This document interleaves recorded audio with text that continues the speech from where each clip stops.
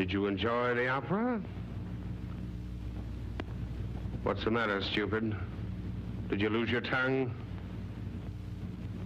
Don't stand there like a dummy. Give me the jewels. Are you trying to double-cross me? Why, you... Hey, boss, that's Mr. Superman. Well, I didn't expect to see you here.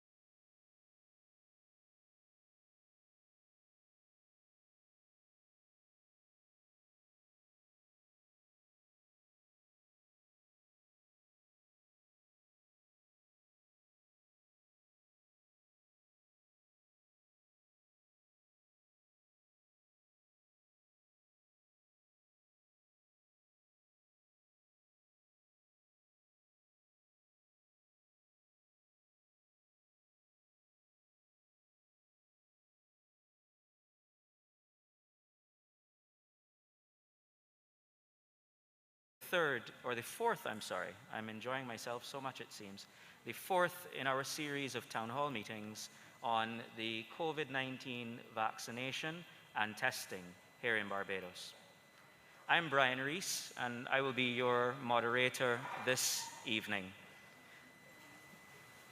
The town hall format has been provided for all Barbadians to have an opportunity to engage with senior members of the government from various ministries, the labor movement, and the private sector, all of whom we will be introducing to you very shortly.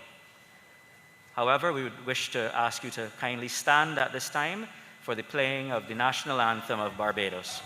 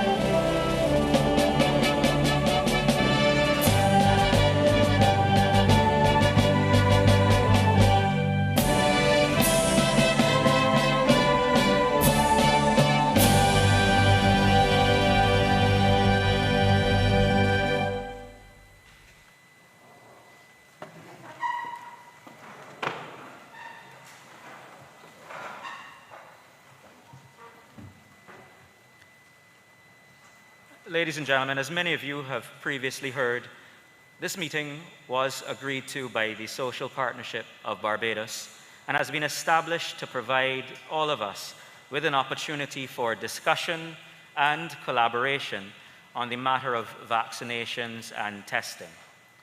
It is an opportunity for us as citizens of Barbados to share our suggestions and ideas, and I would even say further afield. The diaspora and others are watching as we carry on this discussion, and they too are participating this evening as well. We've assembled this evening again a number of subject matter experts to share their knowledge and experiences and to guide our collaboration. We will be led this afternoon and evening by the Prime Minister of Barbados, the Honourable Santia Bradshaw MP, along with, on our panel this afternoon, the Honourable Wilfred Abrams, MP, Attorney General, Dr. Kenneth George, Chief Medical Officer, Dr. Ingrid Cumberbatch, Senior Medical Officer of Health, Dr. Natasha Sobers, Senior Lecturer in Epidemiology at the University of the West Indies. And in our audience this afternoon, we have Dr. Clyde Cave, Consultant Pediatrician, Mr. Ronald Chapman, Director of the COVID-19 Unit, Dr. Elizabeth Ferdinand, Co-Coordinator of the COVID-19 Vaccine Program. We also have Mr. Edward Clark, President of the Private Sector Organization of Barbados. We have as well from the Ministry of Labour, the Chief Labour Officer, Mrs. Claudette Hope Greenidge, Mr. Wayne Sobers, our Deputy Chief Labour Officer, and also Mrs. Alison Elcock, Senior Safety and Health Officer. So we again have quite a number of persons to engage with you, to collaborate with you, and hopefully to provide or to guide us as we generate those suggestions and ideas that will redound to the benefit of all Barbadians. We will commence this evening with a presentation by our Prime Minister, the Honorable Santia Bradshaw, who I'll ask to make her presentation right now. Thank you, Chairman. Pleasant good evening to each and every one of you, both the online viewers and certainly those who are here physically with us in our presence. This is the last of the consultations, as Brian is saying, there have been so many thus far, and I think we've been so enjoying ourselves that we don't want them to end. But the truth of the matter is that we are here because of the discussions at the social partnership meeting. We're here because I think this is a true example of participatory democracy at work. It is an example of us giving people the opportunity to express their concerns, their fears, to be educated as well, and certainly for them to educate from their standpoint how they feel about the issues of vaccination and testing.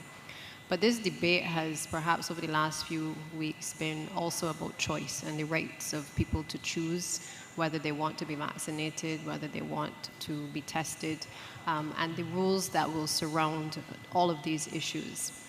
The good thing about the past few weeks, though, is that we've had the opportunity to be respectful of each other. And while I know at some points tempers may tend to rise a bit, I can say that, and I can speak for both Minister Abrams and myself, we're both pleased with the way in which Barbadians have behaved. While there has been protests, while there have been strong opinions expressed at these meetings, I think for the most part we have been respectful of the views of each other, and I would want to think that long will that continue. It is the reason why Barbados has been often, as Dr. Williams described, as a developed country. We have always set certain standards for ourselves, and not only in our behavior, but certainly in our outlook. And we have not necessarily behaved as a developing country. And I've seen borne out over the course of the past few weeks the ability of our people to express themselves in a way and that shows the passion for the subject, but they're still willing to appreciate that we may not always agree. And I think that is what is important. As I was coming here this evening, I received a report from the Bahamas of one of the hospitals there, the Princess Margaret Hospital, where the hospital is on the brink of collapse. The doctors and nurses are struggling because obviously the number of cases have spiked in their country. And I can only pray for my sisters and brothers, certainly in the region, who are facing this at this point in time, and who, in many cases, the vaccinations would not have reached them in a timely manner. And I know that we're going to do all that we can to make sure that we support our brothers and sisters across the region. Fortunately, we've had the receipt of vaccines last week, and I'm told by the CMO that we will start the rollout of the Pfizer vaccine from tomorrow.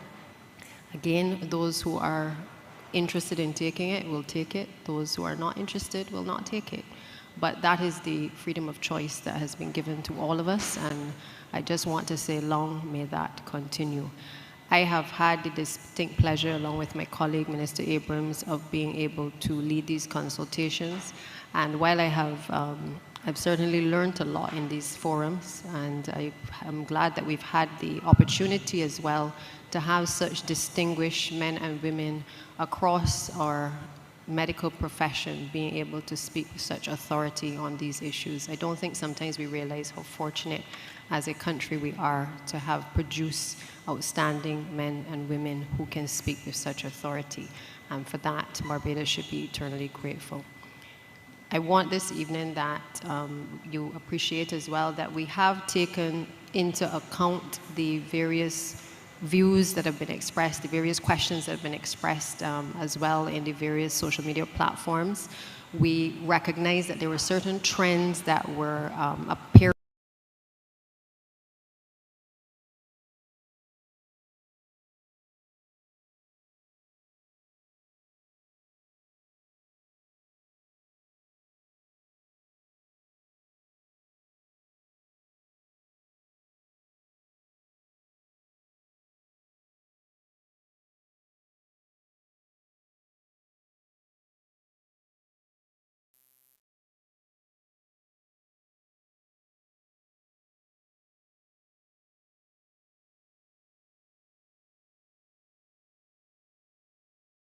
to end without being able to let people know that we have, in fact, identified common trends in their questions and being able to give them answers to those questions. So this evening we will take that opportunity, as it's the last one, to be able to allow those persons to, those questions rather, to come forward, certainly to the medical team, so that they can pose their various questions. So again, it's the final consultation. As you can appreciate, after this, we go back to the social partnership for our meetings to discuss all of the issues that have been raised here, all of the various views, and we will continue to communicate with the general public. The Prime Minister will return tomorrow officially, although I believe she has been working behind the scenes despite being on vacation. But she will continue, no doubt, to lead us through this process as well. So that's it from me. Brian, again, I hope that our deliberations are fruitful this evening. Thank you very much, Prime Minister. Before we continue, I'd wish to recognize the presence of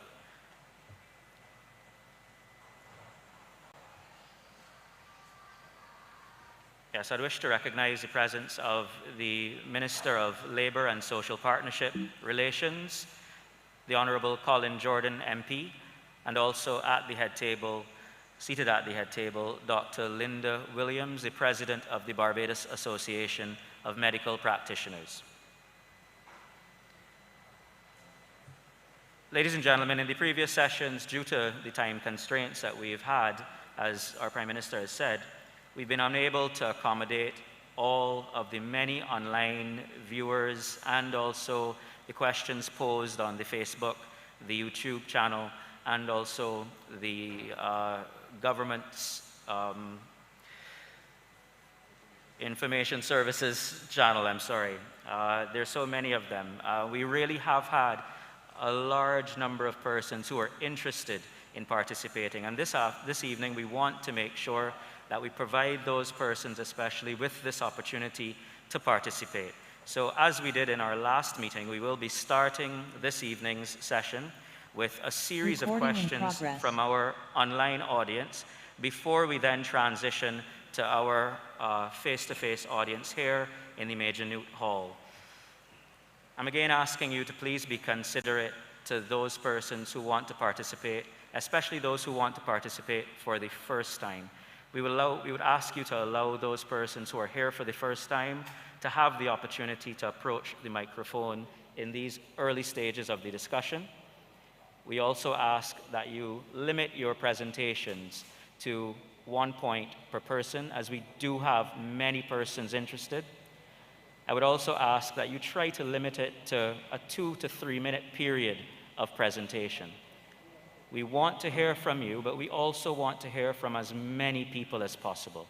So let's all be understanding of the need to involve and engage, as we are a population of people who are very interested. For the protection and safety of all persons here in the hall, I will ask that at any one point in time, only 2 persons should be standing to approach the microphone. And we would ask that those persons remain at least 6 feet apart. While you're seated, we would ask as well that you maintain your mask, or maintain the mask on your face, so as to ensure that, again, we do everything in our power to protect ourselves from the COVID virus. We know the transmission is very easy, and we therefore need to put all of our efforts forward to protect ourselves. When you approach the microphone again as well, we would ask that you please accommodate us by stating your name and then proceed with your presentation. Therefore, again, this afternoon or into evening, ladies and gentlemen, the question being asked of you is, what are your thoughts on the COVID-19 vaccination and testing? The floor is open to the comments, first of all, from our online audience, and I'll share them for you.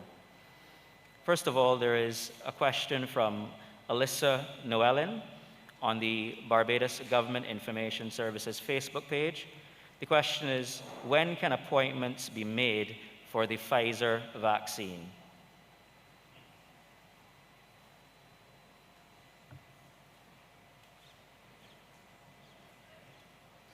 So good afternoon, everyone. The Pfizer vaccine, as you know, is in Barbados, and we start our rollout tomorrow. It's going to be a limited rollout. We are doing some individuals like recruits from the Barbados Defense Force and other small groups as a trial run. Then later next week, we will proceed to the general population with a view to shortly, once the Ministry of Education is happy and we go through a few steps, to invite younger individuals to have their vaccines that are approved in persons 12 years and older. So that is the rollout. We will continue to work with you with respect to this. You can register for vaccinations online, and there is a choice. So currently the choices are Sinopharm, Pfizer, and once we have AstraZeneca, that choice will be available to you. So we are offering Barbadians a choice. You can either say any, or you can choose your individual vaccine that you see fit. Thank you. Thank you, Dr. George. As a follow-up to that, I know many Barbadians hear of these different vaccines that are available across the world. One of them specifically that I've had a lot of persons ask about was the vaccine being produced in Cuba. Can you share any insight into that vaccine and whether Barbados has any interest or capacity to be able to get a hold of it? Certainly, the answer to that question is yes. We have indicated that vaccines should be WHO approved and SAGE approved. SAGE is a group of specialists that come together and make determinations on vaccines. They examine the evidence and they put a position forward based on their scientific teams. And once the Cuban vaccine has gone through that rigorous process, Barbados will certainly be willing to look favorably at vaccines coming out of Cuba. Thank you. Thanks again. A further question from Corinthia Dupuis. I'm not sure of the pronunciation here, and I apologize if I've totally destroyed your name, ma'am. But the question is the website for reporting adverse effects available to the public? So that is correct. It's called there is adverse events following immunization. And this is a team consisting of persons such as the CMO, Dr. Elizabeth Ferdinand. The president of BAMP is on that team. We have persons from whose discipline is in pharmacology and pharmacovigilance. And that team meets every week and carefully scrutinizes the side effects, and with a view to trying to see if there is any indeed link to any vaccine that is given. So I just would like to assure the public that that is what we do. I don't know if Linda will like to add any extra with respect to the AEFI committee. Right. Dr. Cave, if I can bring you into the conversation. A question is being asked here by Dr. Williams.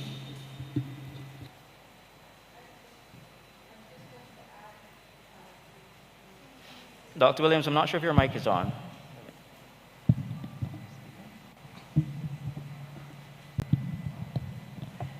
Right, thank you.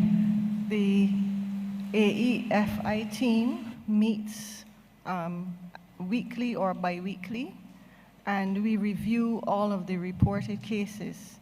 If you go to the Barbados Drug Service website, there is a part of it where you can find the adverse effects in immunization, and you can report both from the patients and from doctors. So there's 2 different places that you can make a report, that the doctor can either report it or you can report it. And each of those reactions, each one is dealt with in turn. And if we need to get further information, then we contact the persons.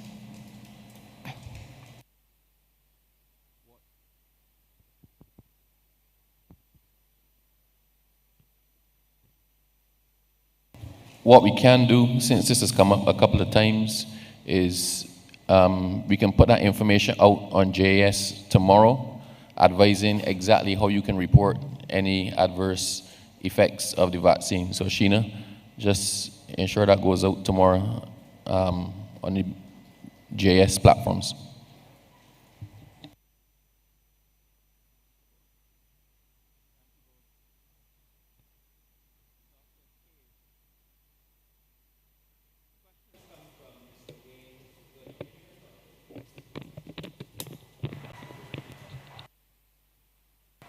Sorry, can everyone, that's better. Dr. Cave, a question has come from Wayne Gooding, and the question, first of all, very politely starts off, good afternoon all. I would appreciate if I can have a question answered. Are there any known effects of either the COVID-19 virus or the COVID-19 vaccination from a pregnant mother to an unborn child?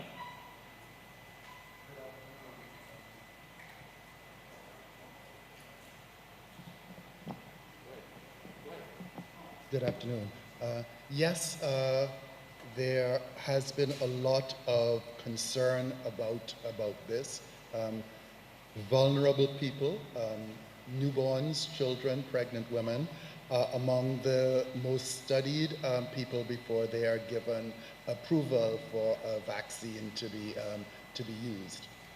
The number of cases where it has been proven to be transmitted COVID virus from mother to child, as opposed to catching the virus after birth, are extremely, extremely small. We're talking about single digits where this has been. So for all intents and purposes, there is no transmission from mother to child. However, it is an infectious virus, so there is the possibility after birth that an infected mother can transmit to a child.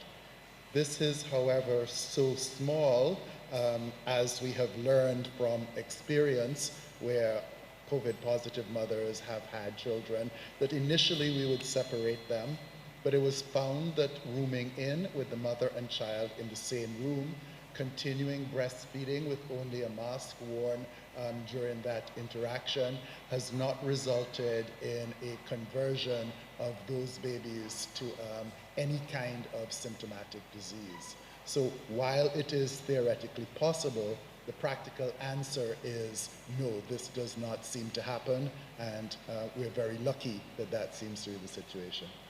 Thank you very much, Dr. Cave. As a follow-up to that, Andrew Murray asks, according to the CDC, and he states a statistic, children have a 99.998%, his statistic, recovery rate from COVID. What is the need to vaccinate them with an experimental vaccine? There are several aspects to that, and that is certainly one of the reasons why children were not on the very first group of people being vaccinated. Even though children, we know, can have complications of COVID and can be ill, it is true that they are very, very unlikely to become significantly ill. The jury is still out as to whether they can be mildly ill and have long-term or long COVID diseases. So that is a relative unknown. We know at the moment that that is possible. We just don't know how much. Children would have a vaccine both for their protection and for the protection of a society. And we know that even though children may not themselves be very ill, they can be vectors and bring home the disease to vulnerable people within their household. And that has been a concern. So that's the balance. The first thing is do no harm. And I think our experience now, certainly with the Pfizer vaccine, is that it is safe for children whose immune systems have matured, usually around the age of puberty. That's why we're using 12 and beyond. There are ongoing studies in younger children whose immune systems are less mature. The work is to decide on the dose. There have been no signals that it is unsafe or there are bad side effects. Great. So while the child themselves, if you were to balance the risk, would have a very small chance, the risk to the society and the family is what you would consider. Great. Thank you so much for that response, Dr. Cave. I think now we can switch to, and I'm sure most of you have seen a presentation previously by the Ministry of Health, but we do have a number of persons in our audience who are here for the first time, and I know online we also have a number of persons. And at this point in time, I would like to ask Dr. Ingrid Cumberbatch, Senior Medical Officer of Health, if she would be willing to provide the presentation on the COVID-19 virus. Thank you very much, moderator. Good evening, Barbados. It certainly is a pleasure to be here. And I just want to say, let's talk.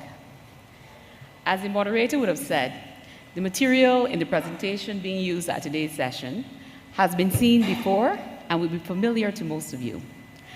I will, however, take this opportunity to re-emphasize and highlight what I consider to be some key points. Let's start with the daily dashboard for Barbados. I know that this dashboard does not satisfy the needs and desires of some of you. However, the aim is for the dashboard to provide at a glance basic information on the COVID-19 situation in Barbados. This dashboard, as featured, is released today, and it reflects that as yesterday, August 17th, there had been a total of 4,594 cases diagnosed and 48 deaths since the beginning of the epidemic in Barbados. Some global statistics are reflected in the blue section at the bottom of the dashboard for comparison. And specific to the day of August 17th, there were 13 new cases from 1,381 tests done, with 127 persons reported to be in isolation. The dashboard also records the number of vaccine doses given, both first and second doses, and the percentage of the population that is fully vaccinated. A call was made at the last town hall meeting for a daily explanation of the dashboard, but I would like to recommend that the implementation of a weekly or other routinely timed epidemiological report may be more informative and useful to those desirous of obtaining more in-depth information of the local situation. Such a report can be used to provide highlight trends and even provide projections. This is currently under consideration by the Ministry of Health and Wellness. By now, most of you have heard about the 7-day average and certainly the positivity rate. Even though you may not be able to understand the fine details that are used to calculate these two graphs, you can see that something significant happened in January this year, peaked in mid-February, and then started declining again in March and April. We know that this is when the Alpha variant started to circulate in our community, and we had a surge in cases resulting in our highest wave of the pandemic thus far. If you look at the positivity rate at the peak of the graph in February, it reached almost 12%. What did that mean for Barbados, and what were some of the lessons identified? We do not exist in a vacuum, nor in a bubble. We are not exempt. Impacts that are seen around the world from COVID-19 may have a delay or lag time, but expect and prepare for these impacts. Know that the same way that COVID-19 has challenged and in some instances overwhelmed healthcare systems around the world, for example, USA and Italy, our healthcare system has also been challenged and certainly can become overwhelmed. Full lockdown with strict measures in place, negative impacts on mental health, negative impacts on the NCDs and other routine healthcare services, negative impacts on our economy and fiscal health. The 5% threshold for the positivity rate is used as a guide with respect to what measures should be implemented or relaxed, with a higher rate suggesting acceleration of measures and a lower rate the reverse, an easing of measures. Currently, our positivity rate is less than 1%, and at that rate, we have seen an ease in restrictions. What we have achieved currently has been a result of a lot of hard work from testing, contact tracing, and innovative interventions, such as having a designated isolation facility and hotel quarantining of primary contacts. We want our positivity rate to remain as low as possible. I want to take this opportunity to implore the public to be cooperative to the fullest extent with the contact tracers and not to be abusive, evasive in the information requested, tell lies, provide deliberate misinformation, nor hide from the contact tracers. We are in this battle together, and we should be our brother's keeper, but in the right way. It is possible for us to become overwhelmed. There's a thin line between maintaining and being unable to maintain. What we saw before was all related to the Alpha variant. We've been told consistently that the Delta variant can cause disease more easily and affect many more people than any other variant identified thus far, including causing infection in some fully vaccinated persons. Conservative projections show that with an outbreak of Delta variant, we would have at least 5 times more cases daily than we saw with the Alpha variant. That is 500 cases daily.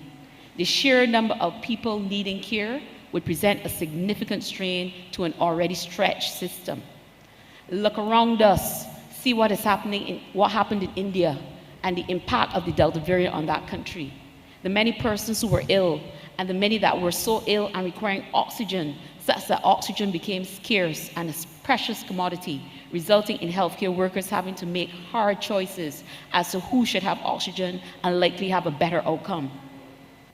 Look closer to home at our neighbors in the region who are experiencing increasing cases of numbers of daily cases, whose healthcare systems are either at capacity or have become overwhelmed. Look at the increasing numbers of children who are being ill and requiring hospitalization and ICU care due to severity of illness. This is the situation all around us. Do not think that we are exempt. Our system has the potential to be overwhelmed by sheer numbers in daily cases, numbers of persons with serious illness, and those requiring ICU care, and number of deaths. We don't want to reach the point where tough medical choices need to be made on an individual or community level. And we are hoping in these meetings to be able to convey the real possibilities that this could occur. COVID disease has the potential to affect everyone in this country, regardless of age, race, or gender. And I'm sure that many of you, over the course of our epidemic, have taken note of the babies, infants, and children who have been positive with COVID-19. Once we fully understand the threat, we can see why we would want everyone to be aware of all preventative measures we have at our disposal. Everyone is at risk of exposure and could have negative outcomes if they become infected. I want to take you all back in history with the information on this slide. Many of you may have heard of the threat, heard of the Spanish flu. Some of us would have experienced SARS. Most of us experienced H1N1, and all of us now are experiencing COVID-19. I put it to you that for H1N1 for sure, all of this information was the same for persons at risk and risk factors. COVID-19 may be a new disease, but it has similarities to other diseases that we have fought in the distant past and more recent past. And their principles and technologies which are available and on which we can build to fight COVID-19. So what can we do to stay safe? We all know the mantra. We know the program. Wash your hands, wear your mask, and wear them properly, and stay far. We know it, so we need to do it. But there are other important things that we also need to do. Eat a balanced diet, exercise routinely, increase our vitamin C and other supplements, herbal or medical, to keep our immune systems in good working order. With the exception of measures related to restriction of movement prior to early February before the arrival of the vaccines, this is all we could do. These are all part of the layers of protection to reduce the risk of getting COVID-19.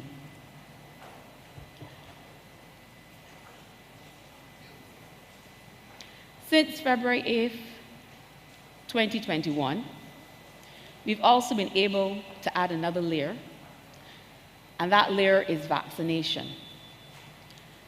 This graphic demonstrates a multi-pronged approach to protecting ourselves and others from contracting the disease called COVID. This is the Swiss cheese diagram. That's what I like to call it. As you can see, like Swiss cheese, each layer on its own has holes. But as the graphic clearly demonstrates, the more layers you have or use, the more likely you are to be successful at preventing the spread of infection. We can't get away from that. If we want to do appropriate prevention, we need to put all the layers in place.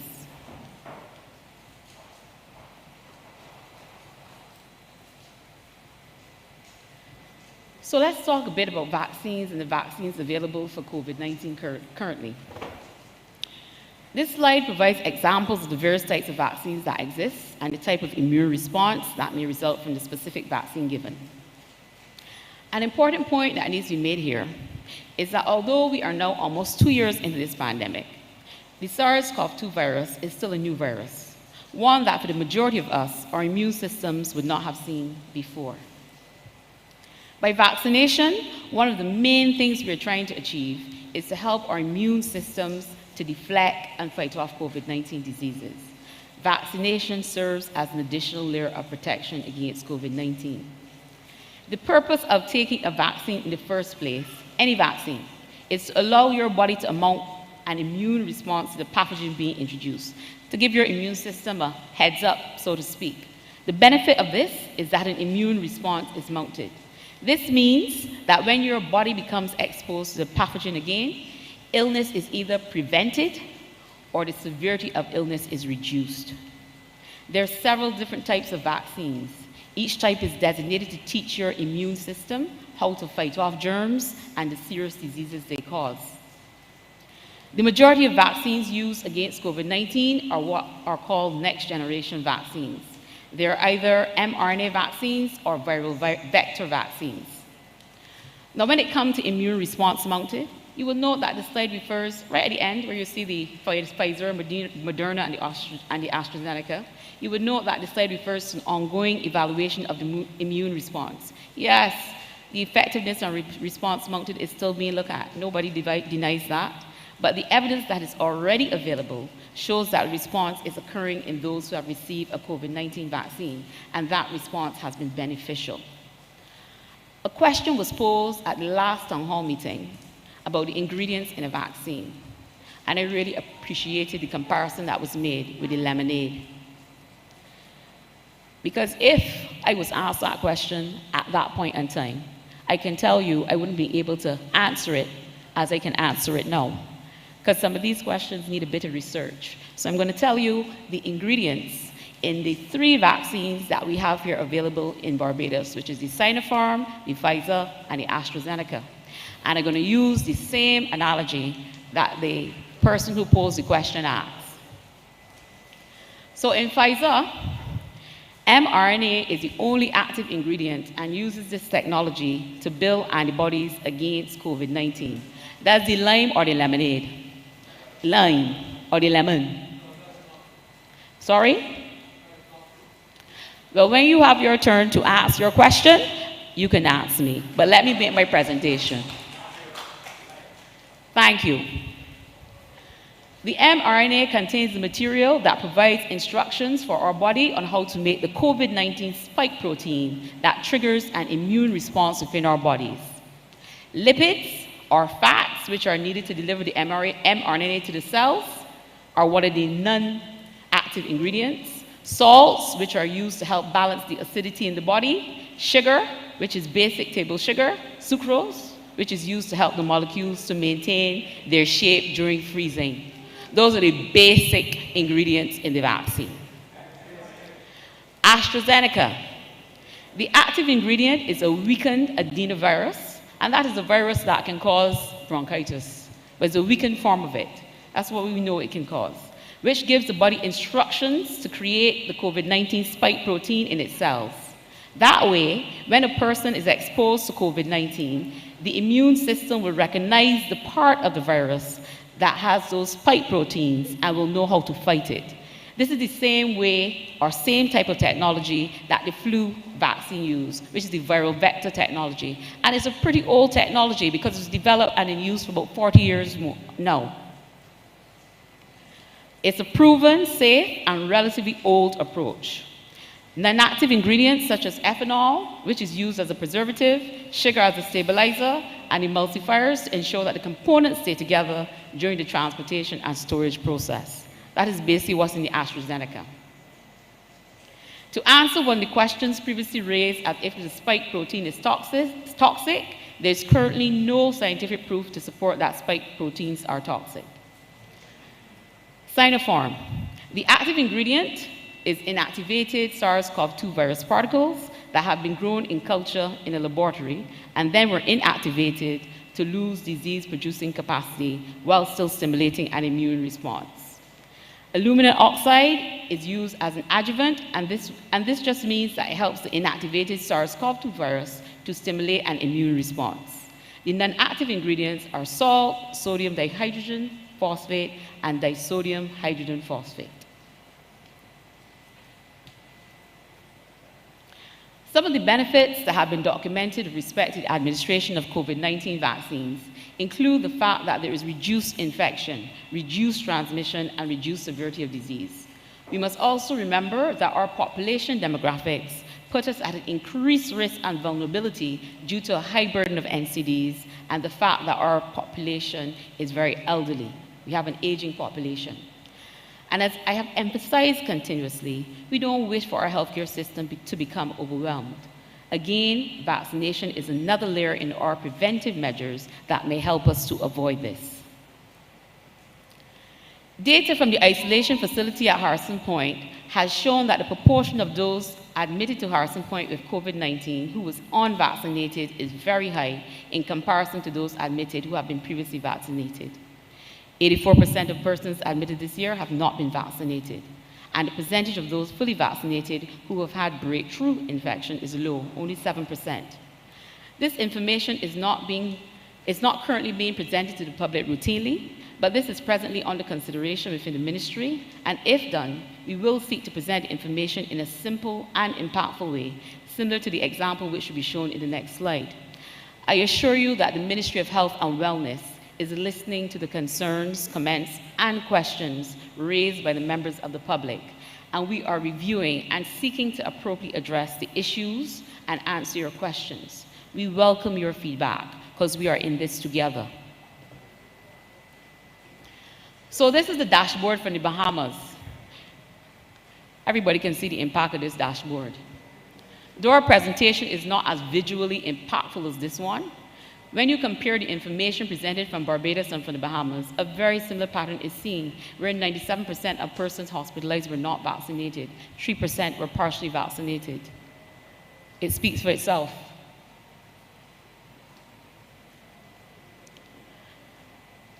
This slide, this is about choice. Your choice to take a vaccine, your choice of which vaccine to take, your choice not to take a vaccine. All choices are sound choices once you understand and fully explore the consequences of your choices and are willing to accept those consequences. That's the important point. All choices are sound once you do all of those things and know that choices come with consequences. As we all know, the vaccination program in Barbados began in February of this year with the administration of AstraZeneca vaccines. As of August 17th, just over 100,000 persons have received a first dose, and 87,096 have also received a second dose, ensuring that 32.1% of the population is fully vaccinated. A request has been made for a comprehensive explanation on herd immunity.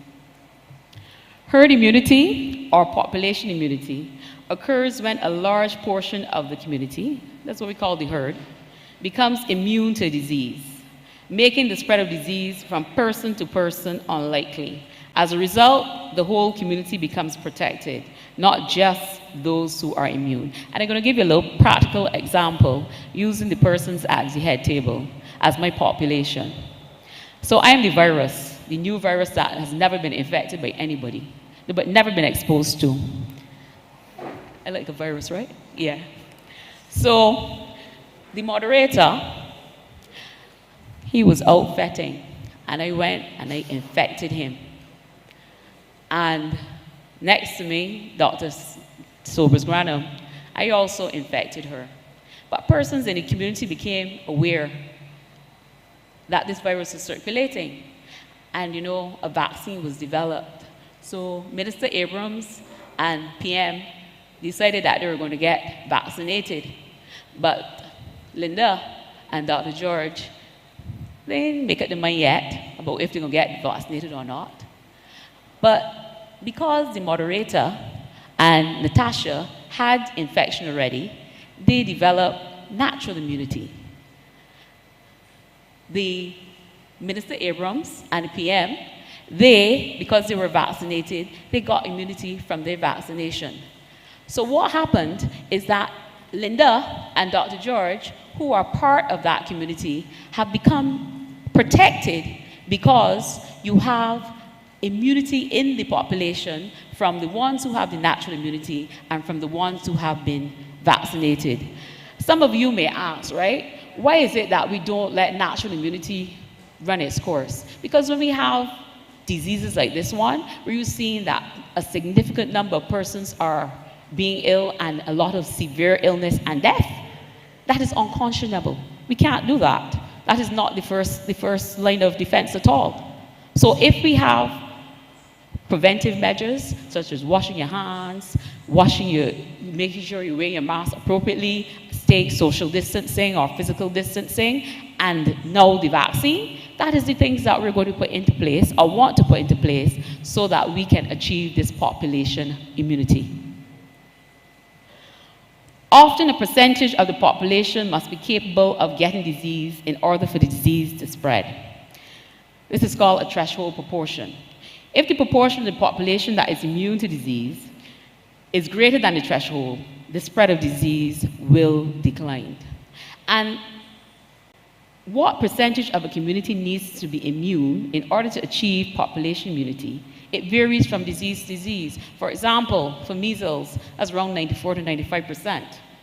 But with COVID-19, the estimates from around the world are around 70% or greater. And that's estimates because we now know, we're knowing that we are still learning about this disease. So 70% is what most persons are working with at this point in time or greater. This slide is a reminder that we do have vaccines available so that we can continue and escalate our efforts to increase the percentage of the population that is fully vaccinated.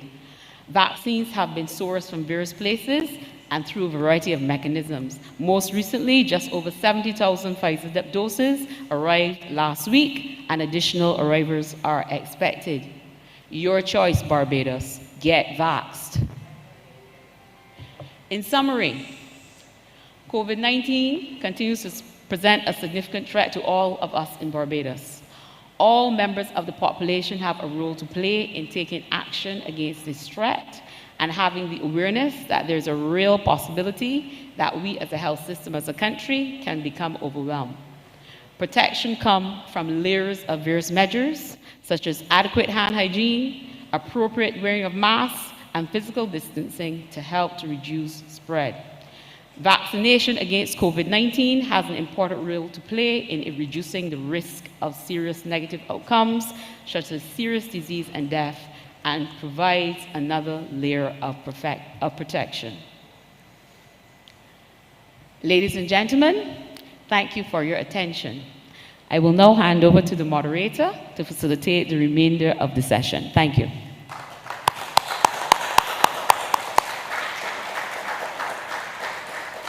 Dr. Cumberbatch, I want to thank you for bringing the information to life for us like that. And unfortunately, the reward for good work is more work. Some questions I'd like to pose to you. Coming from Miranda Douglas online. Miranda asks, good evening, I have a question. From the data provided, all or most of the persons that died from COVID in Barbados had a compromised immune system or an NCD. Shouldn't the MOH, the Ministry of Health's main focus be on educating the public on preventing NCDs and good healthy practices?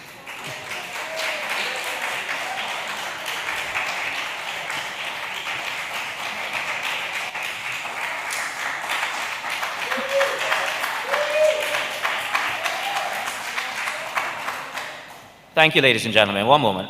That is an excellent question. Remember what I said to you about preventive measures? And that preventive measures was not only mask wearing,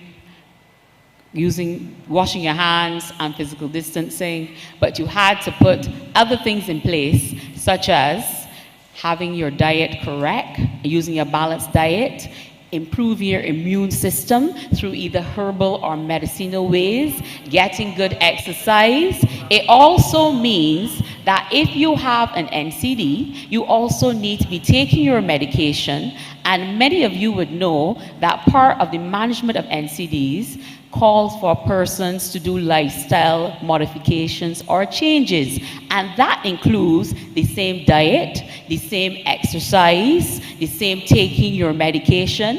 And what is about? Yes, the Ministry of Health will continue to educate, because we haven't stopped. We will continue to educate. But what we also need are for persons to take responsibility for their diseases. And that means that you are not, we give you the medication, but we can't make you take it. We tell you to exercise, but we can't make you exercise. So I'm saying to you that it's a two-way street. We provide the information, we guide you as to the correct things you're supposed to do, but you still have to do it. It is still part of your responsibility. Thank you, Dr. Cumberbatch, I'm sorry. Any other panelists wish to weigh in on that? Dr. Williams, it looks like you're interested. Thank you for the question. The question was about if all the people who died had NCDs, should we not focus on that? And of course, in our population, we always want to focus on NCD management and care. However, I want to point out something. I realized that a lot of emphasis was placed on people having NCDs, especially in the first part of this pandemic. The pandemic has changed. As variants came into the space, what has been noticed worldwide is that younger and younger people with no prior history of NCDs, people with no underlying risk factors, were getting sick and very sick. Also, we had children who were getting very mild cases of COVID, who were then developing multi-system inflammatory syndrome of children, or the so-called MIS-C. And of course, these children did not have NCDs. With Delta variant, what we see now is that the largest number of young people and children and previously healthy people with no underlying risk factors are also at risk of getting a very large infection and their bodies being overwhelmed, and they also are at risk of hospitalization and death. So the pandemic has changed. It's not just old people, elderly people, people with NCDs who are getting hospitalized, who are being at risk, but also younger and younger people are being admitted. Now, if you are older, of course, and you have an underlying condition, your risk of demise is greater than a younger person. But the younger person may still be hospitalized, they may still be on oxygen. There are many factors influencing recovery rate. And I don't think that any of you would want to go through that experience of having to go through ICU care, high flow oxygen, and maybe even intubation in order to reach recovery. And that is what is happening all over the world. So I want you to get away from thinking that this is a disease that only affects people who have underlying conditions. It is not. None of us have encountered SARS-CoV-2 before, and the reason why it's a global pandemic is because everyone has the risk of becoming infected. Everyone has the risk of getting this disease. It doesn't mean that you will not survive, but you are all at risk. So I just want to emphasize that having an NCD doesn't give you greater risk of getting the disease, but it may give you a poorer outcome if you get it. You do not need to have an NCD to have a poor outcome. Thank you. I make a comment also. Sure, CMO. There's another link to NCDs. As you may know, if our healthcare system becomes overwhelmed, and let's say that 80% of our admissions to 90% of our admissions, in some countries, there are no ICU beds. And the challenge is that persons with NCDs will be crowded out in a pandemic. So that the persons with NCDs have a double whammy. They are certainly at increased risk for poorer outcomes, but even if they can't come to hospital and get full access, the QEH has sounded the alarm with respect to persons with NCDs presenting later and presenting in more difficult situations. And the reason this will become more stark when we start to have a high burden on our healthcare system that only tries to accommodate the COVID patient. In Barbados, we need to be multi-pronged. We need to address the NCD issue, and we need to address the COVID issue at the same time. They are linked together as one. Thank you. Thank you, CMO. Coming out of the presentation as well, another question is, I'm sorry, PM? I just want to jump in here because I think there's another perspective, and I think the person who may have asked the question may also be going in this direction. The fact that in this crisis, we have, in a sense, not been able to focus on NCDs as we would like. And we've not been able to focus on it because the attention has been on the COVID-19 pandemic. The reality is that when we sit in our subcommittee meetings, we talk sometimes about people who required surgeries and were not able to get the surgeries in time. We talk about people who are immunocompromised, they're undergoing cancer treatment, and their appointments have been postponed because of all of the different technical issues with the hospital and having to take precautions to keep our doctors and our nurses safe. So I think we all get it that NCDs are supposed to be the focus of the Ministry of Health and Wellness. Nobody's disputing that. And where we may not have been able to address all of the things in the past, the truth is that right now we know what we have to do, but we also have to fight this virus first and foremost, because that is what is going to compromise the ability of children to get care, is going to compromise the ability of elderly people waiting for surgical procedures to take place or eye surgery operations to take place. All of this is being compromised because of an inability to be able to get people either vaccinated or to get people to do the right thing to protect each other. So I just want to say I understand where I think the underlying concern is, that maybe we don't focus enough as a country on all the other things. But right now, what is facing us is telling us that we have to focus on those things, but we also have to face what is in front of us, and that is this pandemic. Thank you very much, Prime Minister. One final question before we move to our face-to-face audience and to our medical team again. The question is asked by Mona Robinson, and she asks, unfortunately, there are people who cannot take the vaccine but are very vulnerable. How do we protect those persons?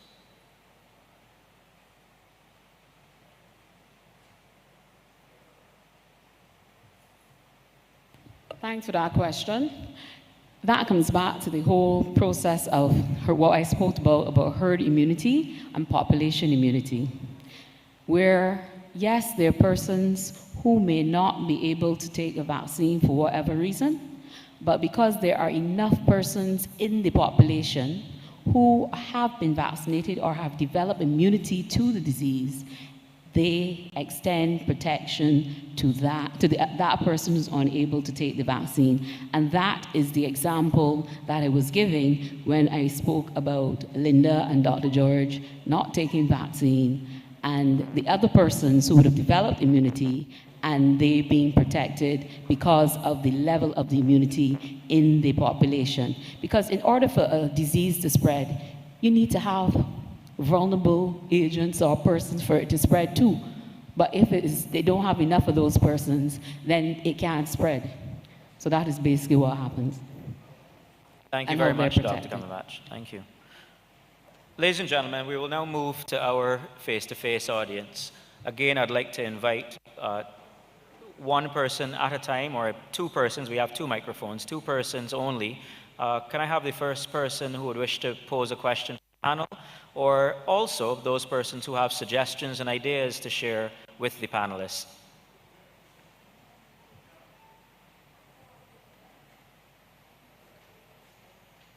Good evening. Hi, good evening. As a person with a nerve injury, I had a torn brachial plexus, and I have chronic nerve pain. As a result, I may have to visit the hospital on occasion. Now, I know that in order to go to the hospital, you have to be COVID tested. But we have seen outbreaks at those institutions. So common sense tells me that staff may probably be bringing in the virus. I don't think that's fair. And as a result, I think that certain categories of workers should really consider being vaccinated against this virus. What steps are being taken to make sure that is done? Thank you very much for your question. CMO? So, as a matter of policy, what the Ministry of Health did was, at the rollout of this process, we invited and encouraged persons who work in healthcare institutions. They went to the top of the line. We went to every institution in Barbados and had campaigns within those institutions to make sure that individuals who work on premises of healthcare institutions were vaccinated. Why? Because their clientele tended to be older, either have mental illness, either have NCDs. The truth of the matter is that the response has been mixed. We have had successes in public health. We're up to 78% of our nursing staff have been vaccinated. In the psychiatric hospital, it's a bit less. It's about 68% of the nursing staff. So we will continue to use moral suasion and to use whatever tools are available to make sure that persons who take care of individuals in institutions are vaccinated. That is just good policy. It doesn't make any sense that you are in a sick bed and the person who is taking care of you is not vaccinated. Ideally, that should not be the case. We don't want an individual who is in hospital to end up with something they didn't go into hospital with in the first place. We have this mantra we say in medicine, do no harm. And the issue with respect to vaccines is an added layer to protect vulnerable persons in vulnerable situations. Thank you. Thank you very much, CMO. Sir?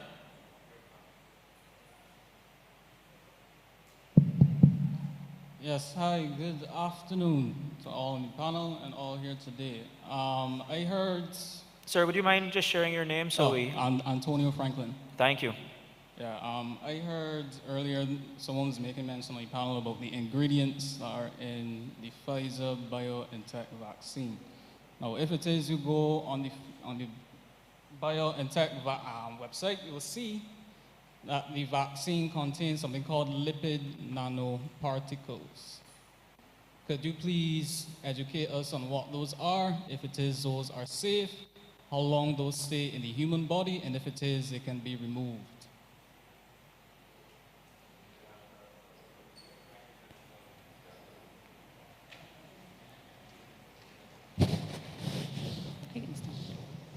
So those compounds are deemed to be inert, and they're lipid because to interact, the first interaction, you need lipids to move through the system. So they are like carriers. It is not an active product within the vaccine. I just want to add to that is within the lipid nanoparticles, the mRNA is contained, which is why you have to keep those vaccines at very cold temperatures. But our bodies are composed of lipids, including our cell membranes. So in order to transport the mRNA to where it needs to be in a layer that is soluble, that can enter the cell. The body is made up of lipids which are similar to the lipids used in the vaccine, and so they are not harmful in any way to the body. Thanks, Dr. Williams. Sorry, Mr. Clark, before you go on, I just want to mention to everyone that we do have Dr. Corey Ford online, and he is available to answer any questions. You may remember Dr. Corey Ford is an infectious disease prevention specialist. Good evening. My name is Ronald Clark. It's a blessing, it's a privilege and an honor to be here. Special thanks to the Acting Prime Minister, to the Attorney General, President of the medical professionals and the CMO, and all of those in the audience here this evening. I wish to express my disappointment at the 3 events so far, because from what I understand, this was supposed to focus on mandatory vaccine and testing, mandatory testing, particularly coming out of comments and concerns which spoke to the mandatory testing and vaccination of employees. I appreciate the medical brilliance and eloquence of all of those who've put forth their submissions, and what this essentially has been to date, until tonight, is a stand-home clinic, as opposed to an exercise in dealing with the crux of the matter that was raised. So I express my disappointment in the unavailability of that opinion. But I'm sure we'll get the opportunity to talk about that very soon. I'll focus on that and acknowledge the work that the medical professionals are doing. Medical professionals are being medical professionals. Politicians are being politicians. I am not vaccinated. I will not be taking a COVID-19 vaccine. My children are not vaccinated. My children, 4 of them, over 18 years of age, 28, 23, 21, 19, and 12 years of age. My father went to school here. I went to school here. My 12-year-old is going to school here. I will not be giving permission for her to be taking a COVID-19 vaccine. I don't have much time, so I won't talk about MMR and all of those things. I'll look at this situation here. Last week, while watching, Minister Abrams corrected a statement he made earlier at one of the sessions relative to recourse and liability. And when I heard him initially, I said, well, that's not entirely correct. I'm sure that if it's indicated to him, he will make the correction, and he made the correction. By the way, I have no political axe to grind. I voted for the BLP in 2018, 2013, 2003, 1999, 1994. Therefore, you'll see that the majority of my support politically has been for the Barbados Labour Party, but I am not a member. And neither as an unvaccinated person am I a second-class citizen of this country.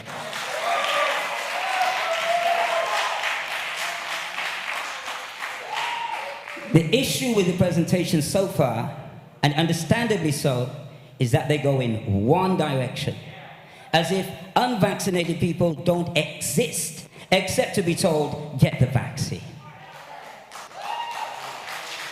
We work, we contribute, we produce, we create. We are intelligent, even if we choose not to take the vaccine. We are responsible, even if we choose not to take the vaccine.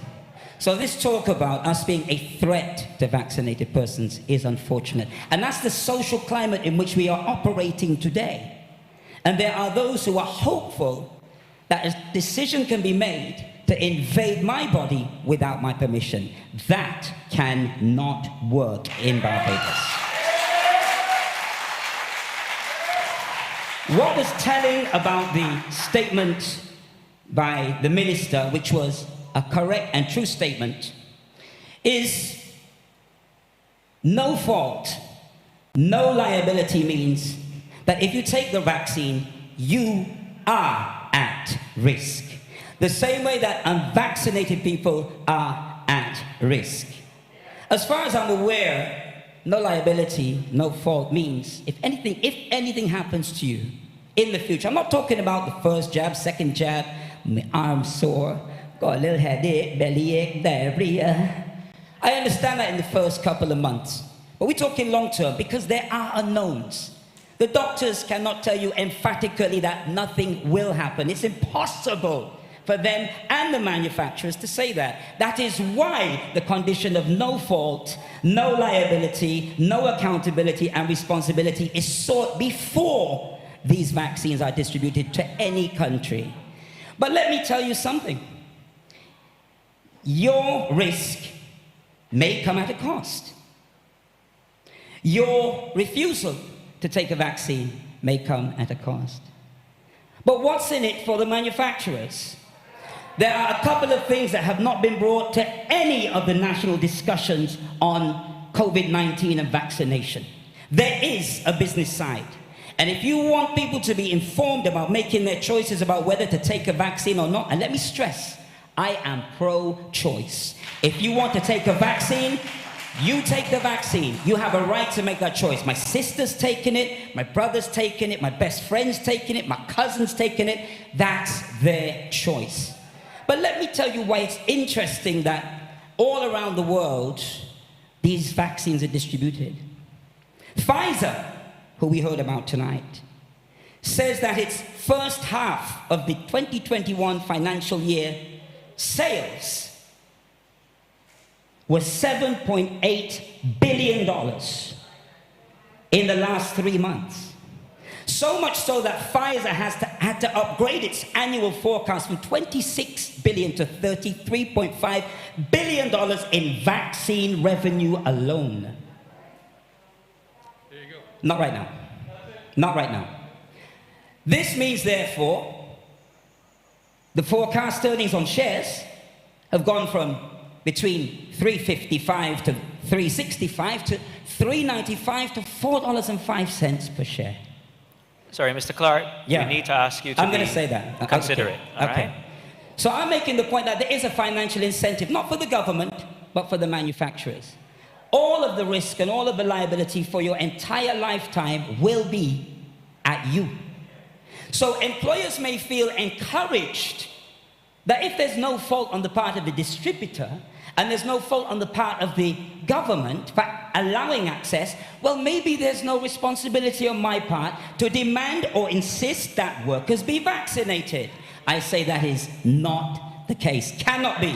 And I'm sure that if it comes to that, there will be those who will make that clear. But let me just say this as I wrap up. There's so much to say, and perhaps if invited to another forum, government or otherwise, I can share that. I need the government to understand that we all want to see Barbados prosper and do well and heal.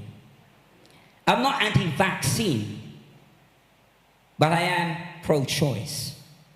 And I believe that and there are many vaccinated persons who support the position of pro-choice. Do not give the impression that people who are vaccinated do not support the right for us to say no. The same way that I support the right for them to say yes. We must understand that there's a lot of money circulating amongst the unvaccinated population. Business owners need to understand that. Those who have products and services need to recognize the revenue that we generate and the money that we spend. Money that, if forced to, can circulate within that vast majority of the population who are not vaccinated. And let me make this point. I've already told you my political history. But I would like to hear the members of the government who are not comfortable with this possibility, this discussion or thought of mandatory vaccination, to speak out. To speak out and show that all the revolutionary fire that you've shown before, all of the passion that you've shown for the predominantly black working class of these people before, that you stand up when the time comes and represent them once and for all. And finally, you should know that a vote against a politician is more dangerous and impactful than a big rock.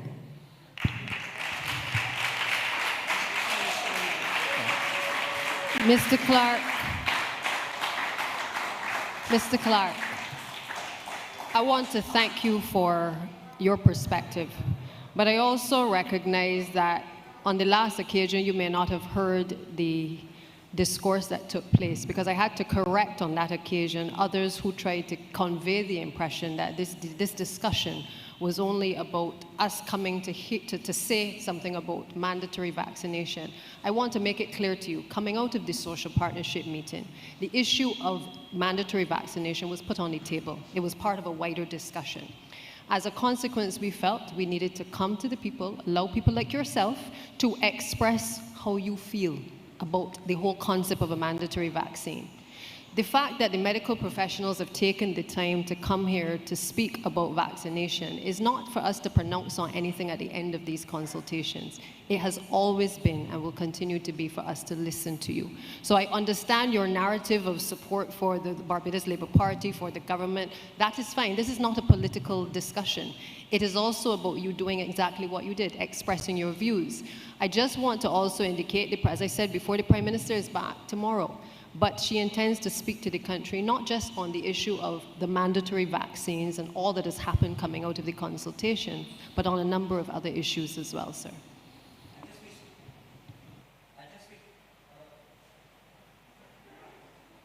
I just wish to say to that, with all due respect, one of the reasons why there's this thing that people categorize as vaccine hesitancy, and the consistent mention of mandatory vaccination, in spite of what you said before, is that there is a lack of trust. There's a distrust based upon the consistent one-sided position of medical professionals who care about lives and politicians who have other issues to consider. There's a level of distrust among the community that these meetings and constantly telling people to get vaccinated will not fix.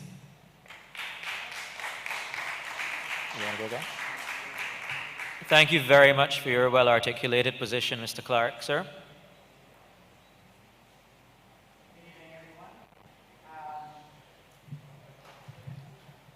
Hello, good afternoon.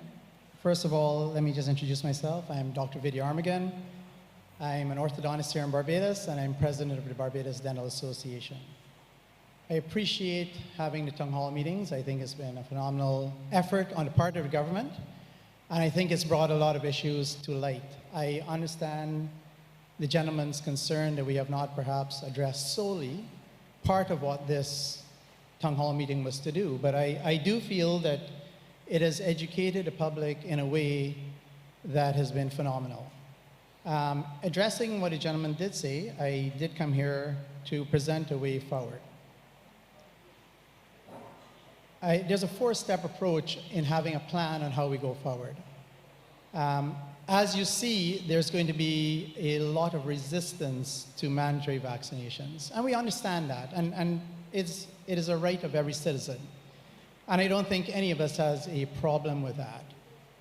Our way around that is to educate, and that's what the medical community is trying to do, is educate. Because if you're ignorant, and I don't mean that in a bad way, if you don't know something, you have to be educated to understand it, to make an informed decision. And I think that's what we're trying to do, is ask you to make an informed decision on vaccination. On the way forward, I would suggest that let's get those people that want to get vaccinated, vaccinated. That's priority one. Let's move mountains to do that. If that means Pfizer, we have it now, get it here, get it out. If some people want Moderna, let's find out. If they want Johnson & Johnson one jab, let's find out, move mountains and get it here. Let's get our population numbers up. So at least the people that want to get vaccinated can do so. I think that's the first step in this process. The second step for a small island developing country like ourselves, which actually, to me personally, makes no sense, is that we should have a national contact tracing app. Barbadians and West Indians are a funny people. If we line up for a flight in Toronto airport, it's a nice straight line. There's no bickering, there's no fighting, there's no pushing, and there's no shoving. When you see the line at what used to be BB down here, it's a whole different story, and it's the same people. But that's us as Caribbean people. We tend to be passionate, and when allowed to, we're rule breakers. One of the things that I've noticed in going around Barbados is there's not a lot of people that are maintaining the registers. So we've asked people to maintain a contact tracing register at their offices, and they're not doing that. The people that are doing that, we could tell you, there are people putting down fake names and people putting down fake numbers. So when it's time to track them, you can't find them. And certainly if we have a population with 32% vaccination, we need to find those people. And a national contact tracing app is going to do that. Singapore has an amazing app. We should get it. There are 2 local people that I am aware of that have developed an app locally. We need to get it out there. It is not about our rights and nobody needs to know where I go on a Saturday night or whatever. This is about finding out when you've been in contact with someone and you're potentially exposed, informing you, isolating you, and testing you so we can stop the spread of this disease.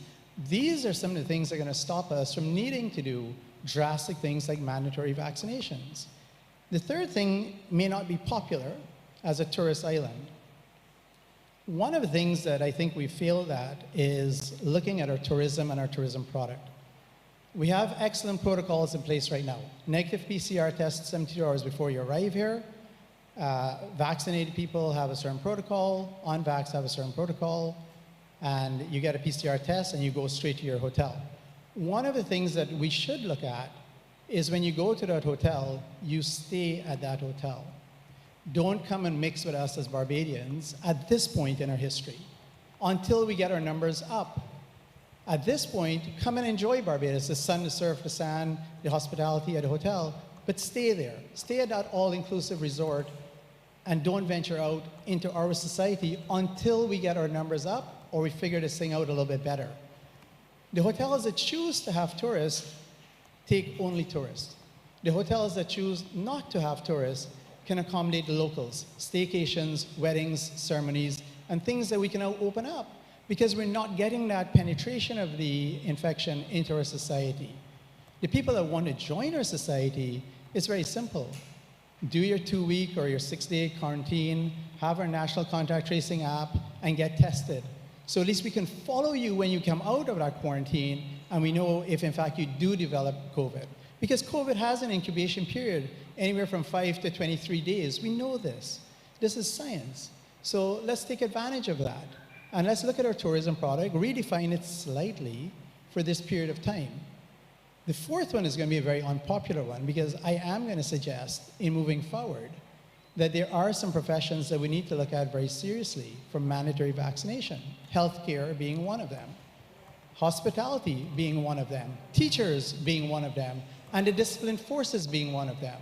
Now, I'm not suggesting that, the people that don't choose to have this vaccination but want to work in that field should be forced to be vaccinated. I'm saying that, this is a consultation, this is a process.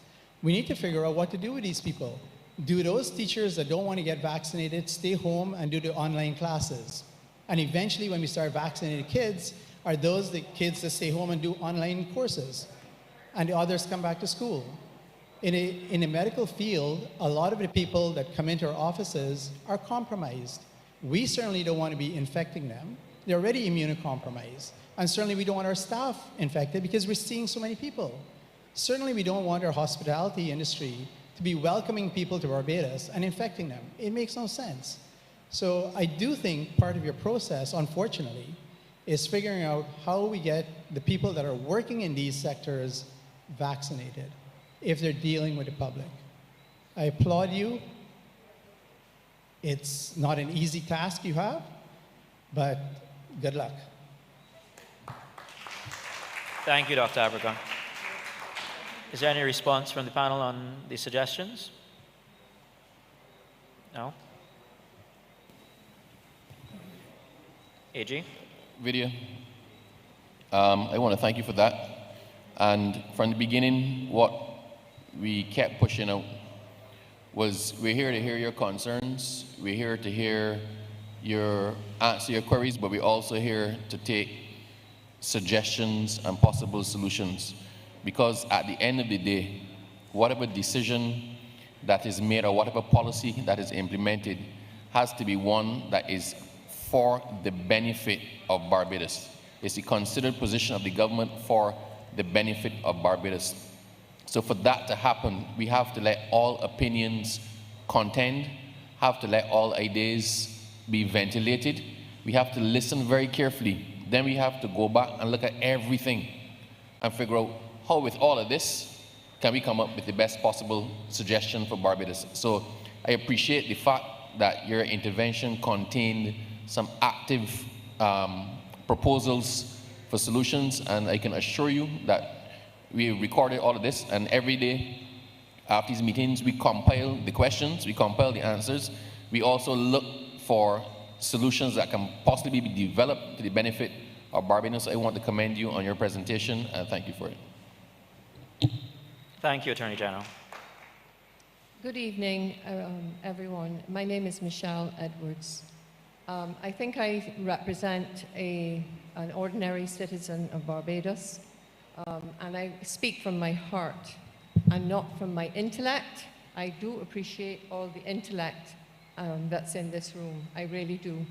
But any one of us that can read can go on Google and WebMD and all these sites, and we can read all of this information ourselves. And whilst we don't all have a medical background and we don't all understand all of these terminologies that are being used, it's there out there for us. So basically, I just wanted to say that I've lived in Barbados all of my life, which is 64 years. There's nothing to hide. I have enjoyed the freedoms that have been available to me in Barbados. In religion, I've had free education. I have been able to vote for who I want to. I have been able to join societies as I please. And I hope to enjoy that until I die. And I hope to be able to leave that for my children and my grandchildren. I understand that this is a new virus that has attacked us, and it's come from wherever it's come from. And I do understand that there is a lot of necessity to take pro-action. However, I am a little concerned about the bombardment, really, and the fear factor that I have experienced on mostly every time I turn on the radio, the television, open the newspaper. Wherever I go, it is the fear factor. I do appreciate the presentation that was given this evening, but the way it was, the intonation, I am speaking from my heart.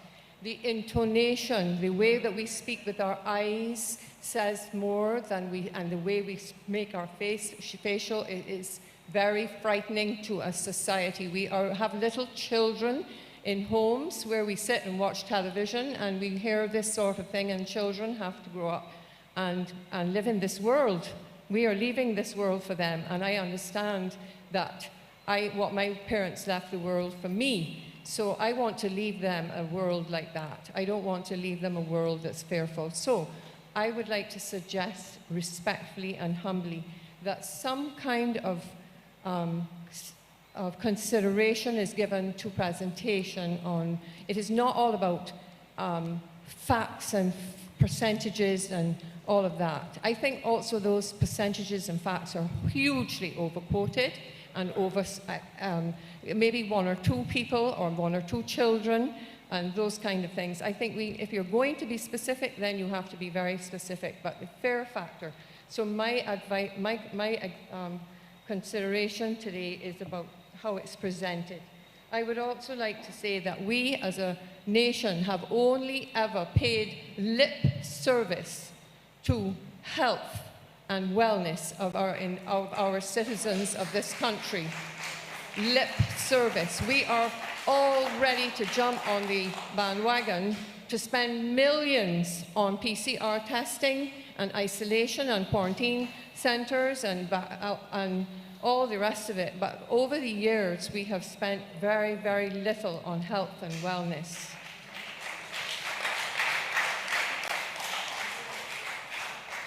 My colleague over there, she did say that, those things are encouraged, but the cost of things is out of this world to be healthy. The cost of eating healthy food is out of this world for the average person on this island.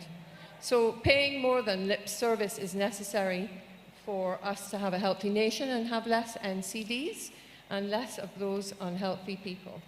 And not just giving them education. We are not just to give them a billboard education or the odd TV program on heart disease and all of that. It really has to be studied. And how are we going to do it? Ma'am, we appreciate the effort you're putting into this, but thank you very much, ma'am. The adverse effects. I came here with hardly any information about how one could make that available, that information made available to us.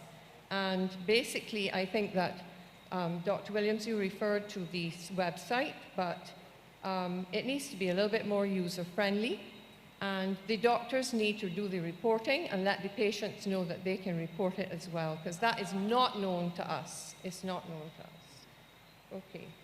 So more positivity is what I'm trying to say. More positivity. We live in a world that is ordered, our steps are ordered by God. We come under we are all His creations.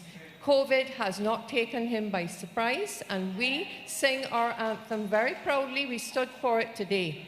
And I still believe that we are under God, and God is in control of Barbados, and I do not want us to lose sight of that. Thank you. Thank you very much, ma'am. Ladies and gentlemen, I just want to give you a heads up. I will be taking 2 more face-to-face presentations, and then we have to go back to the online forum. We have hundreds of persons there who are also trying to make their contributions as well. While we prepare for the next face-to-face presentation, I just wish to recognize the presence of the Honourable Kirk Humphrey, the Minister of Maritime Affairs and the Blue Economy. Good evening to the panel.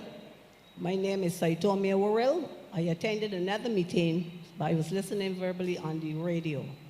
But I come here with a small question. I share the sentiments of that lady that just spoke, and I recognize, yes, we live in Barbados. Some of us are not even aware of what is going on around us medically, and we need to be educated. And I want to say congratulations and thank you to the panel for upgrading us from various time to time about what is going on. But my question is very small. I am speaking about those children that will not be vaccinated because their parents are adamant they are not being vaccinated. And you have to respect that because it's not mandatory, it's a choice. But what about those children that would be exposed in the schools? I am sure you cannot stop a child from playing. So how do we protect those children that would be vaccinated against the ones that would not be vaccinated? I would really like that question answered. Thank you. Thank you, ma'am. Any responses from the medical staff on the panel?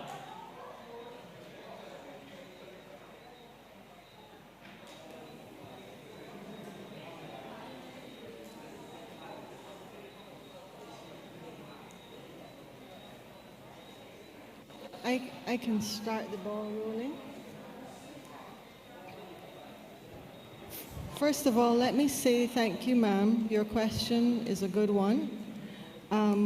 What we're trying to achieve in Barbados is to protect everyone who is vulnerable and who cannot be vaccinated. Sorry, Dr. Williams, my apologies. I think some persons are having trouble hearing you. Sorry. Can you hear me now? Our goal in society is to try to protect those in society who cannot be vaccinated, whether they're children or very elderly or for whatever reason. We recognize that in societies where there are high vaccination rates, the virus has less ability to be transmitted between people who are vaccinated. And that means that even those who cannot be vaccinated will be protected.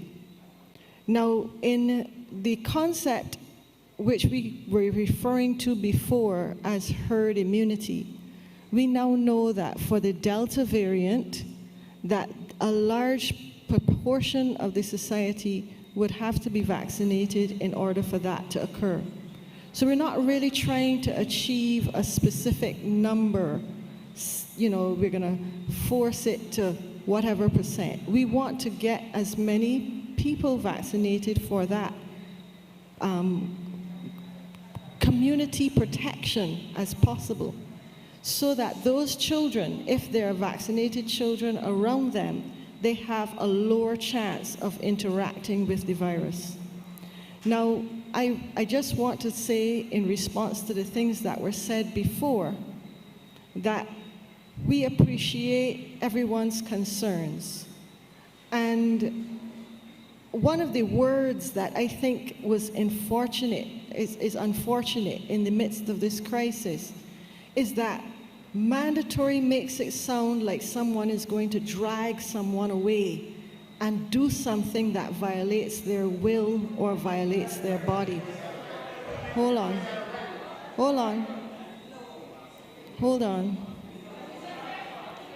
No one is violating your will or violating your body.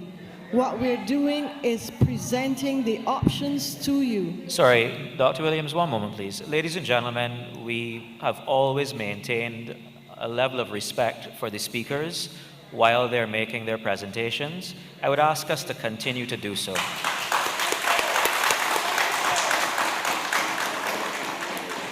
I unfortunately also have to ask those persons who are standing behind the gentleman in the blue to return to your seats. Remember that we are trying to maintain a level of social distancing to protect ourselves, and unfortunately, we will only be taking this last question after Dr. Williams has finished before we go to the online audience. Dr. Williams, my apologies for breaking you. Thank you. The only one who has the power to make something mandatory is the government. The only one who has the right, we're in a health pandemic, to make something mandatory is the government. That is why we're having the consultation and the discussion, because no one else can insist or enforce that right in a free society. And that's why government is listening, and that's why we are listening. We recommend, as Dr. Armagan had suggested, we recommend that all healthcare workers, because of what the gentleman said before, should have vaccination in order to interact with the public. This is the precedent that occurs now. As doctors and as dentists and as healthcare professionals, we all had to receive vaccines in order to treat you. We had to get hepatitis vaccine, we had to get chickenpox vaccines if you didn't have chickenpox, you had to get a variety of vaccines, and you had to show that you had your childhood vaccine in order to practice medicine, dentistry, nursing, etc. There is a precedent for this. No one dragged us to get those vaccines. I could have gotten to the place where I said, I don't want to take these vaccines. But if I didn't take it, I wouldn't be protecting you when you come to me as a doctor. So I had a choice to make. Do I want to be a doctor? And do I want to protect those who come into my care? I chose to protect those who come into my care and to take the vaccines that were necessary for me to practice medicine. So although you say there's a mandate, the mandate was for me to make the choice that allowed me to do what I do safely. And that's what we are calling for in society, that those who have to make the choice to protect others be given the opportunity to make that choice with all the information available. Thank you very much, Dr. Williams, sir. Good evening, ladies and gentlemen. My name is Fred Corbin. I'm a professional race car engineer. I have a background in nuclear, biological, and chemical weapons study. And I also have civil engineering, aerospace engineering, and marine biology as correlated subjects of study. I came here this afternoon not only to represent the people of Barbados, but to bring a certain educational perspective to what a tremendous amount of people have been asking me, with the kind of background that I have, in understanding what is actually going on. So I have one question, which I don't want a response to. I don't really need a response to the question. And then I have a series of points I would like to back up that question with. And I'd like to address this question directly to the Chief Medical Officer and to my lady over there in the corner. I'd like to ask the Chief Medical Officer, please, to provide evidence for the public education that describes the isolation of a SARS-CoV-2 virus directly from a sample taken from a deceased patient, where the patient sample was not first combined with any other source of genetic material, i.e. monkey kidney cells, aka Vero cells, liver cancer cells. Sir, before the CMO continues, I must remind you that you have to maintain a brief period of time for your presentation. Sure. We have many persons who still wish to participate. I understand that, but you also have to realize I'm educating a lot of other people who are listening for this. I appreciate your situation. We appreciate that as well, sir. Right. That leads me to my next point. Sir, we haven't heard from the CMOs yet, I believe. Well, he's refused. So I'm really not clear, so. Okay. So you gotta either slow down or. That's okay, that's no problem at all. I'll just move on. We got limited time. No problem. Addressing the situation where a lot of people believe that the SARS-CoV-2 is a novel coronavirus. SARS-CoV-2 is a subclade of the beta coronavirus family. And how do we know this? Simply because we did cross-referencing via the international taxonomy reviews and then correlated those with actual genetic sequences and reviewed them against the patent records that were available, and it is apparent that the declaration of a novel coronavirus is a fallacy. There are several coronavirus sequences that have been uploaded, but there was not one single identified novel coronavirus, none at all. Furthermore, patents on coronavirus sequences were sought as early as 1999. Up until 1999, patenting of coronavirus sequencing was uniquely isolated to veterinary science. First vaccine patent for coronavirus was sought by Pfizer, and more specifically, the patenting of the S-spike protein, the same thing we've allegedly only just discovered. First patent application was filed January 28, 2000, 21 years ago. There is nothing new about this. And in support of that, we have this document. This is the evidence supporting that. This is the evidence which shows that that SARS is no naturally evolved virus. It's not a naturally evolved virus. No one has ever produced a safe and effective vaccine against a coronavirus. It has never been done, and it never will be done, simply because it's not possible. Therefore, I go on and I quote, the co-receptor dependent phagocytic general method of action, for those who don't understand that, okay, this is science talk, okay? I'm following the science now, so bear with me. General method of action for infectivity and pathogenicity, in other words, this is what makes it so deadly, okay, of SARS-CoV-2 appears to be specifically related to cumulative charge resulting from inserts placed on the surface of the spike receptor binding domain. What does that tell you? This is a lab-engineered phenomenon. And how do we know that? We can back up that simply because we have a document produced and very kindly submitted to us by our friends in the CCP Intelligence Service, who gave us this document where it says 2 mutations were critical for bat-to-human transmission of Middle East respiratory syndrome coronavirus.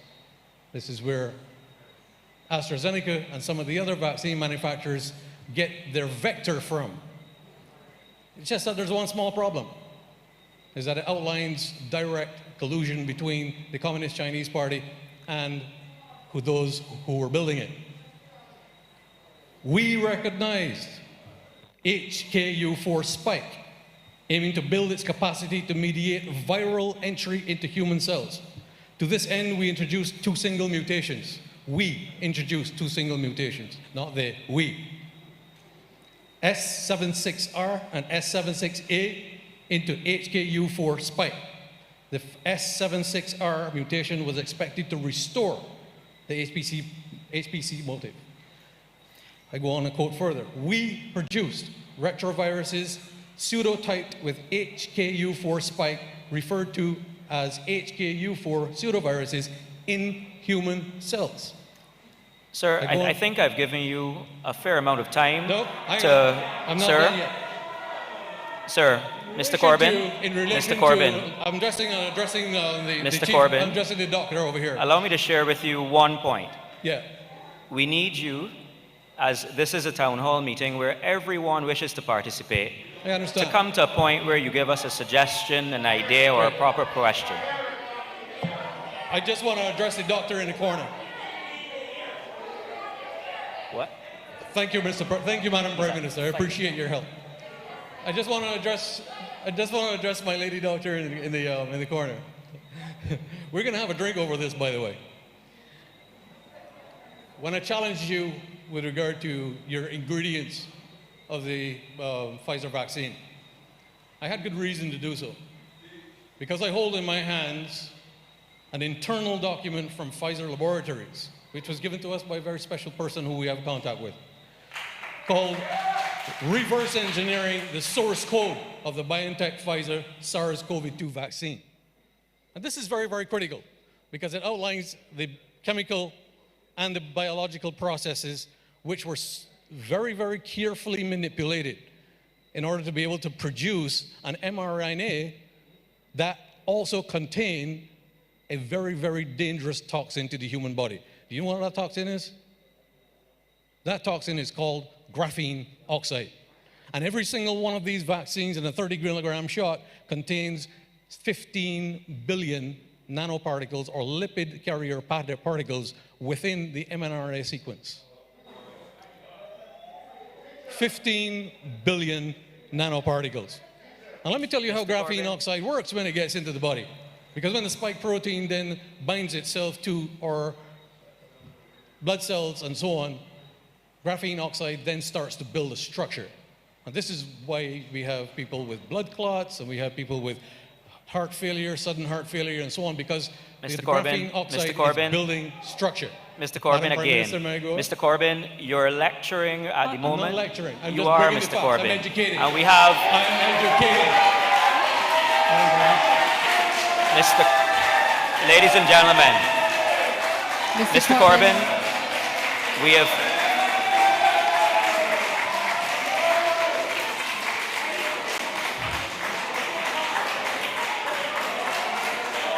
Ladies and gentlemen, can I have your attention?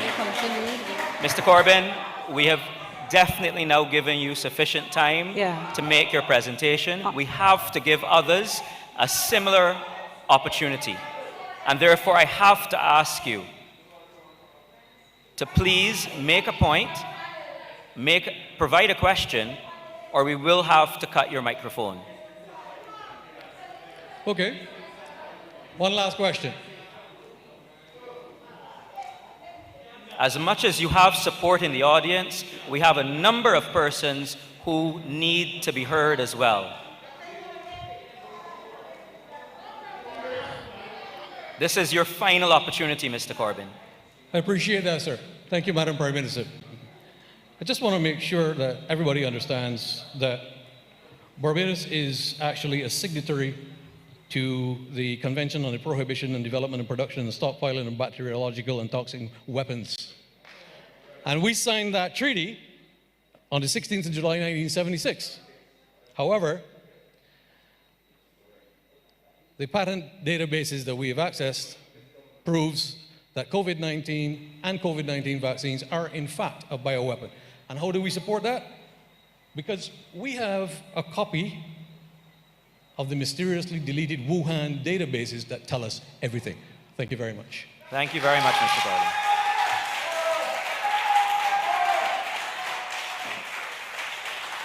Thank you, Mr. Corbyn. We will now be going to the online, sir, we will be going to the online group now.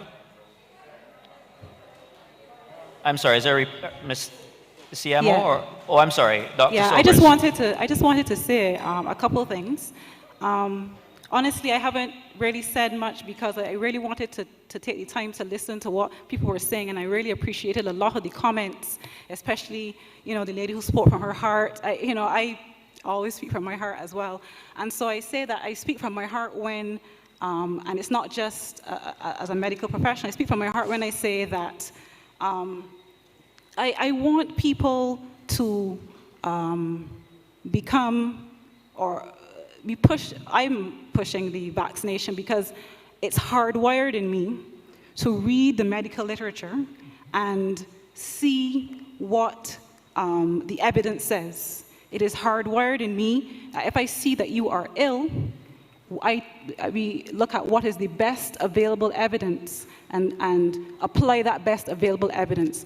And so I speak from my heart when I say when I look at the evidence, even though the vaccine hesitancy was there, it is absolutely not true to say that there's no SARS coronavirus. So your beginning premise, Mr. You spoke before, but you're not, so I listened, right? So your beginning premise that there's no such thing, therefore, as SARS coronavirus. This is an absolutely incorrect premise. And then the second premise that, you know, the vaccine is not working. We have several clinical trials. We have real-world evidence that says persons who get this vaccine, 21,000 persons will get the vaccine, and 21,000 persons will get a placebo or a salt and water. 11 persons from the 21,000 who got the vaccine will get an infection. So that is what we call breakthrough. And while 200 people who got in the placebo will therefore will get the coronavirus, showing that in our studies that there is, showing in our studies that that there is absolutely, showing in our studies that there's a decreased risk of catching the infection, that there's an increased risk of hospitalization, that there's a decreased risk of deaths. We have seen it. The figures that were shown to you about Princess Margaret, those were not created by Pfizer. Okay? I can tell you something about the pharma companies. Of course, you know, there's lots of mistrust with pharma companies because they like to make billions of dollars. That's what they do. Of course, we have mistrust for them. But here's the thing. If I have a cancer patient who needs a medication, you know what the big pharma does? They make that very, very expensive. But it doesn't mean that treatment doesn't work. That's their thing. Their thing is to make money. Our thing is to save lives. And so from my heart, we say, our business is to save lives. Our business is to put the best available evidence out there, to read literature as best as we can. And I appreciate these town hall meetings, but I also think that it'd be interesting as next steps for us to have conversations, real life conversations. You know, really talking and saying, what are my fears? Because I hear about persons' fears about taking the vaccine, and they're very real, and I really appreciate that.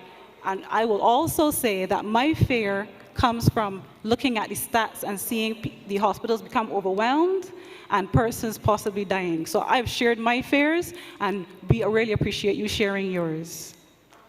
Thank you very much, Dr. Sobers. Dr. Sobers, I'm glad that you've joined the conversation at this point in time, because I actually have a question from you from Rochelle Harewood. The question is, would the virologist explain, and I hope that I am not overstepping your academic skills here, but would the virologist explain the term of gain of function and explain if the very rapid mutations seen in the genetic makeup of SARS-CoV-2 could be as a result of gain of function? If this is the case, how will the vaccines manage or outstrip the mutations, especially as new is being considered, or has been, and is number 13 in the Greek alphabet in 21 months? Is this normal or natural? Yes, so you are absolutely overstepping my set step as a virologist, because I'm not a virologist, I'm an epidemiologist, and so I would not adequately be able to explain that gain of function. If one of the other panelists can, that would be great. I'm very happy to say that that completely oversteps my boundary. No but problem. I also think that we can get back to the person on that question, so it's an excellent question. Yes. Mm-hmm. Mm-hmm. Let's move on, ladies and gentlemen, to another point raised on the online platform. It's by Marjorie Bartlett Wall on Zoom. I'm sorry, I believe we actually have answered this question already. It is whether the government of Barbados is willing to stand liability or offer compensation to any frontline workers, citizens, or their families who suffer adverse effects or death from having used the vaccine. AG, I'm sorry, would you wish to make a brief comment on that again? That is one of the questions that was raised. The PM is fully aware of this, and the PM will shortly address the country in relation to the totality of what has gone on here. Look,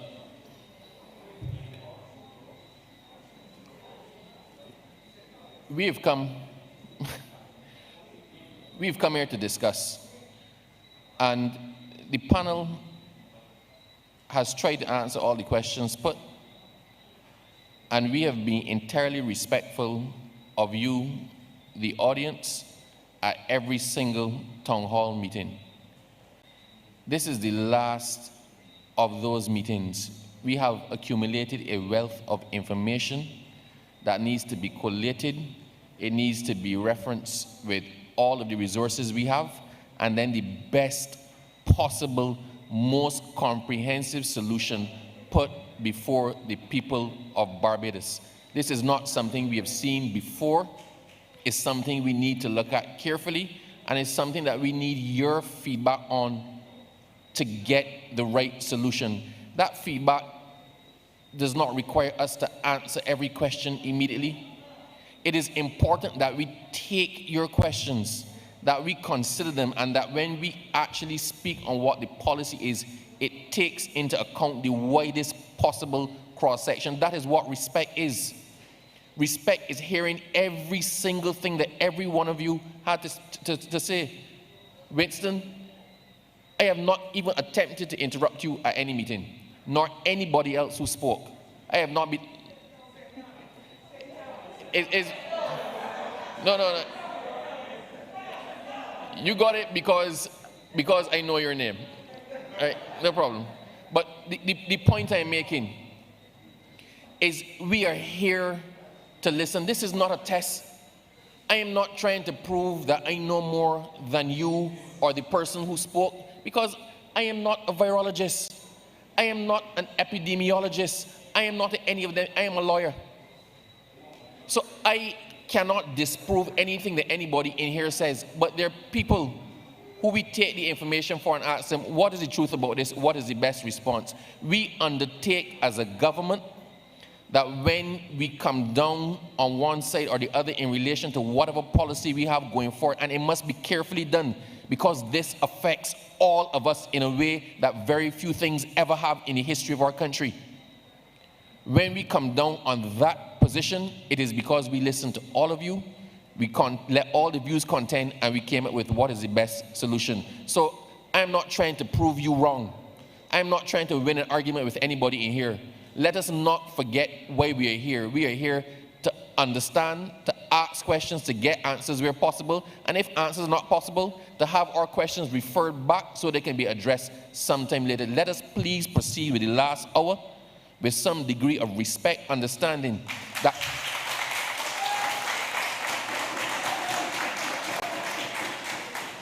although I do not agree with your position, it is not that I don't respect it, or it's not that I don't see it as any more valid than mine. Yours and mine and everybody else's must contend in the eventual solution. Next question. Thank you very much, AG. Thank you for that function check. I think it's time now to move to some of our Zoom audience. We haven't had any of our Zoom audiences yet participate specifically, and I'd like to invite, if they're still there, RC. Unfortunately, this is the name that has been provided. RC, are you still there? Hello? Yes, can you hear us? Hello, you hear me? Yes, go on. Okay, good, right.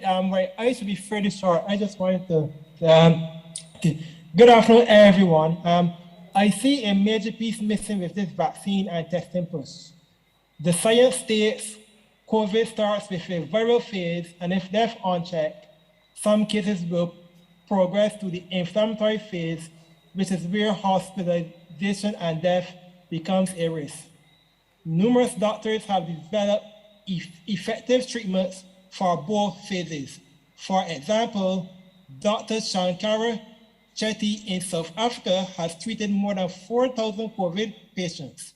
That is more than our entire country has had positive cases. He has been extremely effective at treating the dangerous inflammatory phase with cheaply, commonly available drugs, so much so that his patients have had little to no need for supplemental oxygen or hospitalization, and at last check has had 0 deaths. Our pandemic will never end until an effective early outpatient treatment is added to our COVID toolbox. My 2 questions to the panel are, 1, why are we pinning all our hopes on a vaccine whose efficacy is dropping with every passing month and not aggressively seeking out early outpatient interventions that work much better at stopping COVID? And 2, when are the early drug and supplement cocktail treatments comprising well-known and tolerated drugs whose efficacy has been backed by numerous published studies going to be officially added to our protocols so patients can be treated at home? Thank you.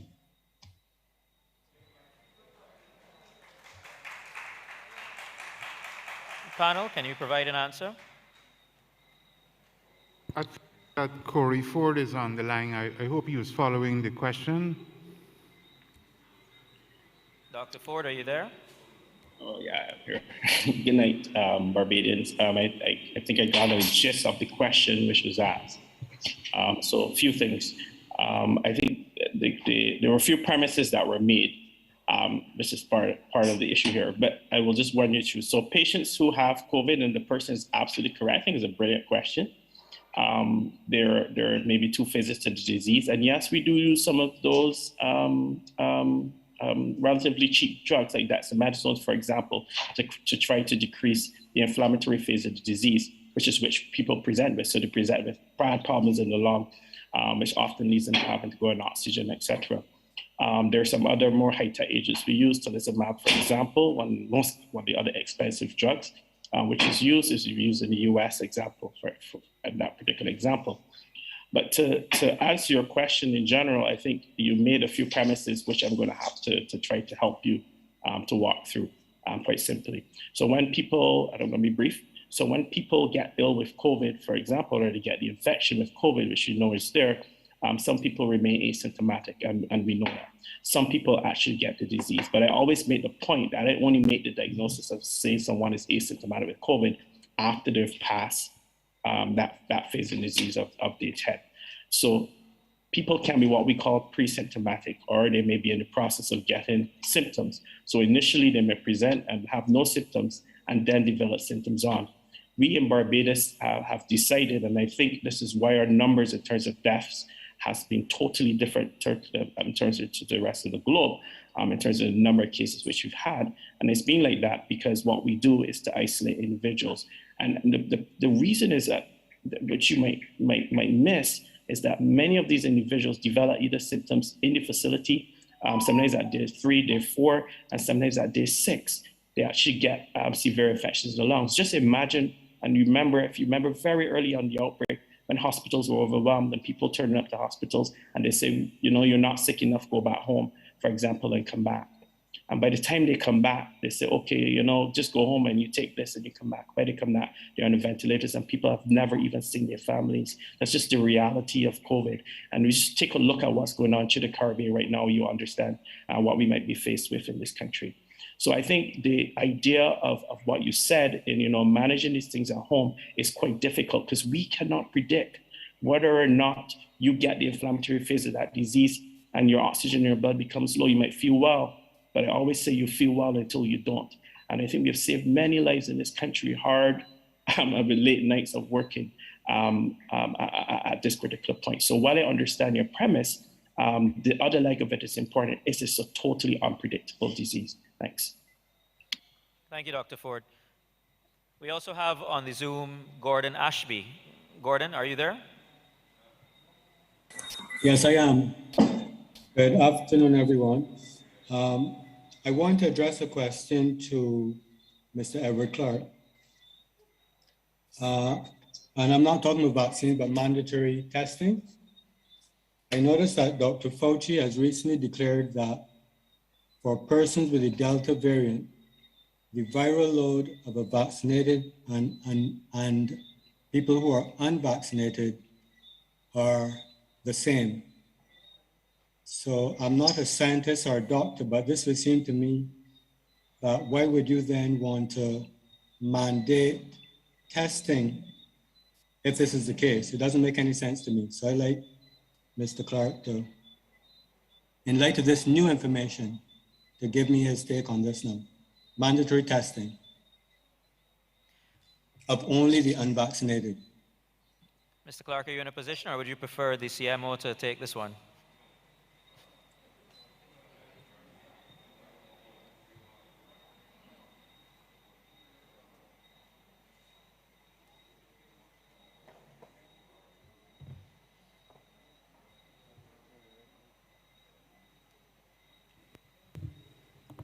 Good evening, everyone. And Mr. Ashby, I've heard you. I heard your question. The position is that we believe in the private sector. We have to protect everybody in Barbados. Our opinion, which I think we have heard espoused numerous times by the health professionals in here, is that the health facilities simply cannot simply cannot sustain a wide outbreak of this Delta virus, Delta variant. It is quite clear, if you go to 500 cases a day, what will happen to this country. If you all are not clear, let me make it very clear. This country will be destroyed in a matter of weeks. Economically, employment-wise, lives will be lost. I am not a doctor, I'm not a medical professional, but to me it is quite clear what will happen to Barbados.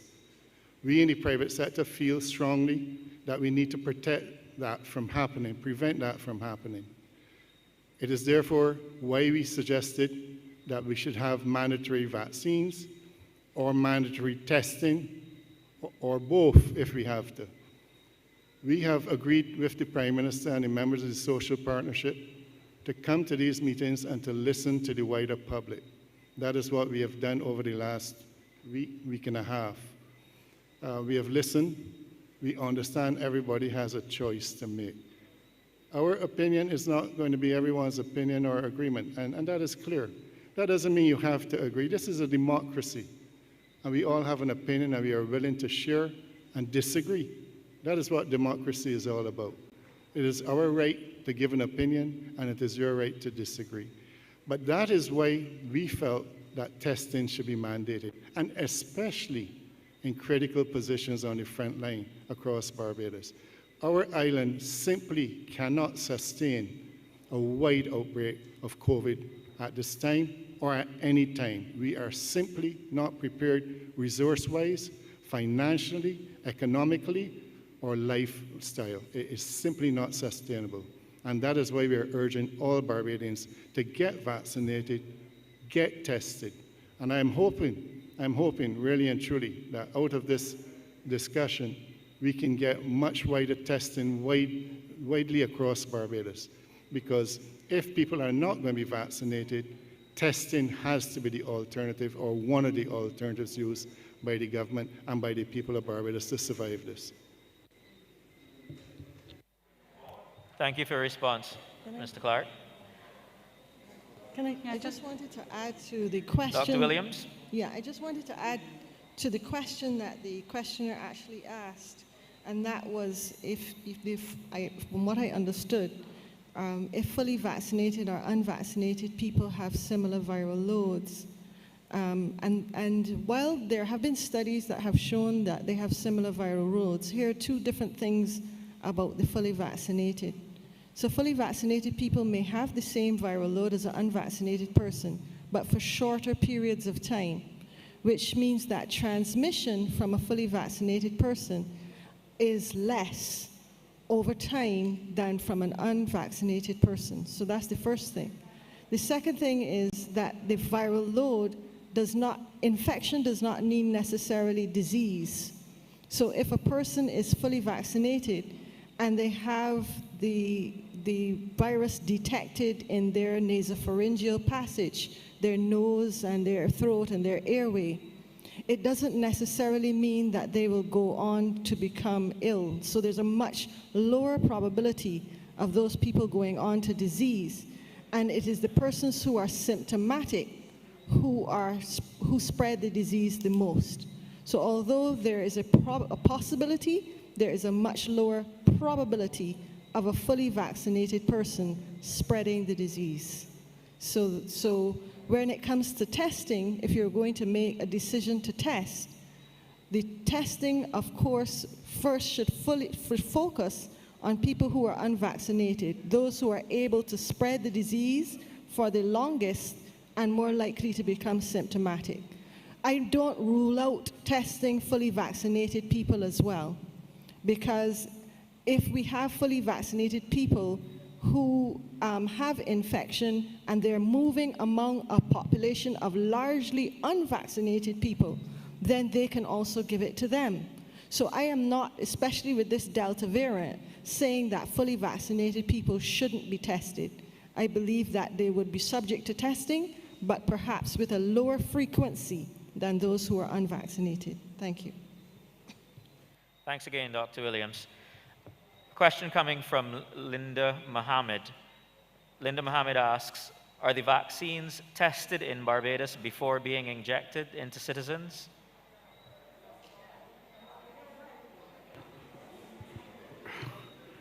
So the answer to that is no, we don't have a formal way of testing vaccines. As I said, we observe and we move with the reputable agencies that have been so as I indicated, with respect to how we have run our vaccination process in the past, is very similar to how we run this one. And therefore, the World Health Organization and PAHO and other international agencies give guidance to countries that don't have in-country capacity to do testing. And we look at that guidance, and that guidance has served Barbados well for many years. One of the reasons why we have been able to weather the storm with respect to a lot of infectious diseases in children is because of our vaccination program. It has been one of the most commendable in the Eastern Caribbean.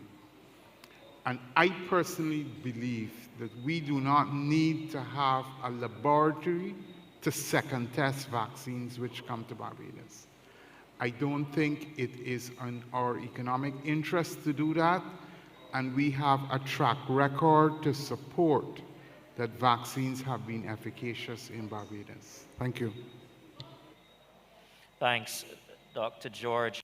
I'm now going to ask Tracy Whitehall. Tracy Whitehall, if you're still on the Zoom, do you have your question to present to the panel? Or a suggestion to offer? Good afternoon. Good afternoon. Good afternoon to the panel and to all the members of society. My question is this. We know that it is an experimental vaccine. What should happen? Should I allow my 13-year-old, mind you, she's never having it, I've already said that, but mind you, should I allow my 13-year-old to have this vaccine, and God forbids she has an adverse reaction? Who is going to take care of her? Who is also going to take care of me?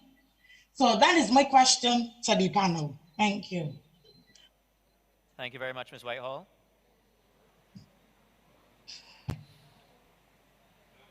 Well, we have, even if it's an adult or a child, the reason why we built Harrison's Point is that we have had a history of taking care of individuals with COVID. So with respect to who is going to take care of your child, the state has always come in for Barbadians. We have had a history of free health care, and that continues. So that is the way how we will move forward. Your child will be taken care of. If you have a strong feeling that you want some comfort to know that your child, if it indeed had an adverse reaction, can come to any state-run facility and receive quality care. Thank you, Dr. George. Dr. George, could you speak briefly to, or one of the other medical professionals here, could they speak briefly to booster shots? What is it? Is it something that we will need to consider in Barbados in the very near future?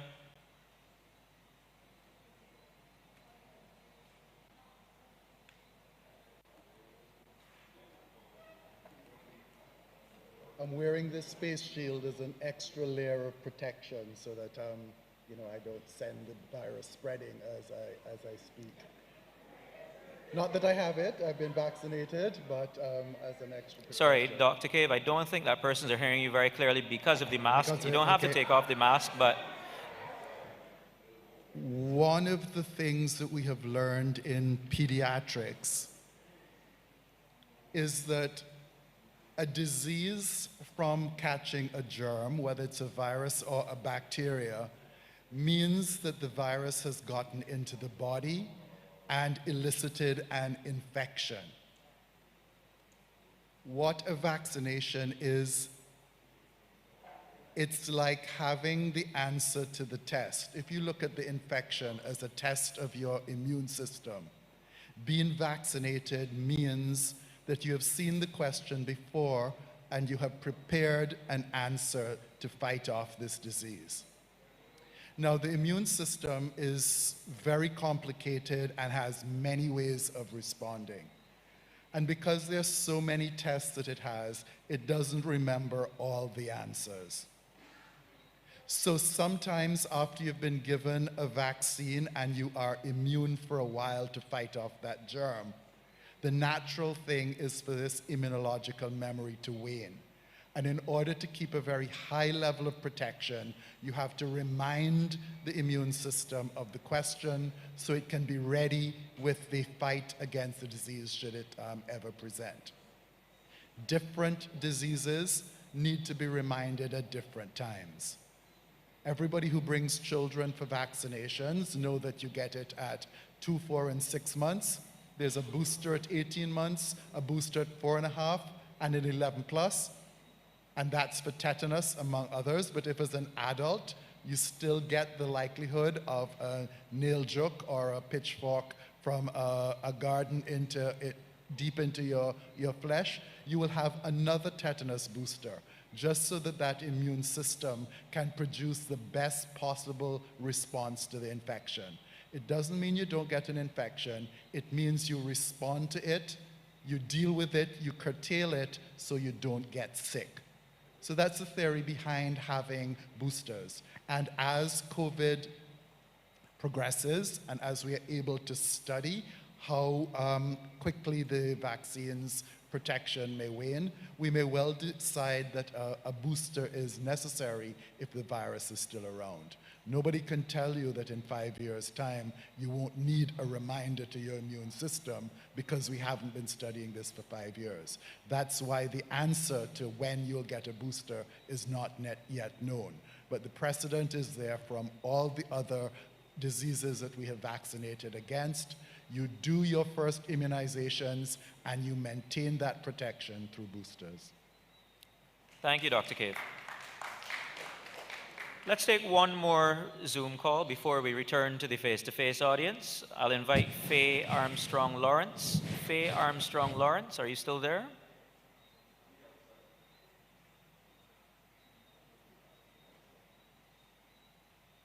I'm here. Are you hearing me now? Yes, we can hear you clearly. Great. My question has to do with the treatment that we are really, what's available, because there are some persons, these are doctors in other countries who are saying that they got good results. They use, they said, things like ivermectin, hydroxychloroquine, and budesonide. So these are some doctors who are saying that they got good results treating persons who came into their care using those. So my question was, have we considered or have we utilized any of those drugs? And they said they're what they call the repurposed drugs, and they're safe. They've been around for a long time. And in using those, they found that the persons were recovering well. They didn't have to go into, they go on the ventilators, and they found that the results were good, and these were already available. And one doctor was even suggesting using in early treatment so we don't get into the heavy viral load.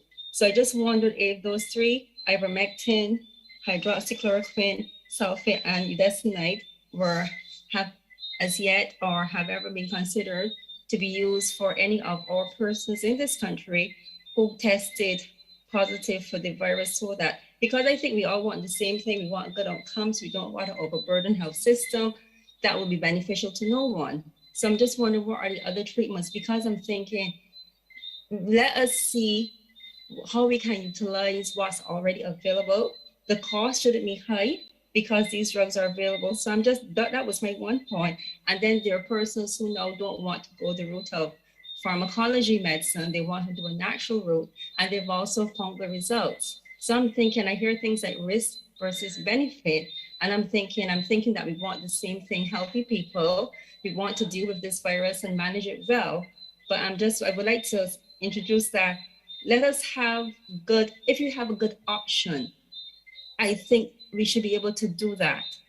And at all times, I'm thinking between doctor-patient, the patient always has authority, responsibility. You, the doctor, gave me information. I think it through. I think, okay, this is what you're saying is wrong. Maybe I will take what you suggest, or I can find another method that will get me the good result.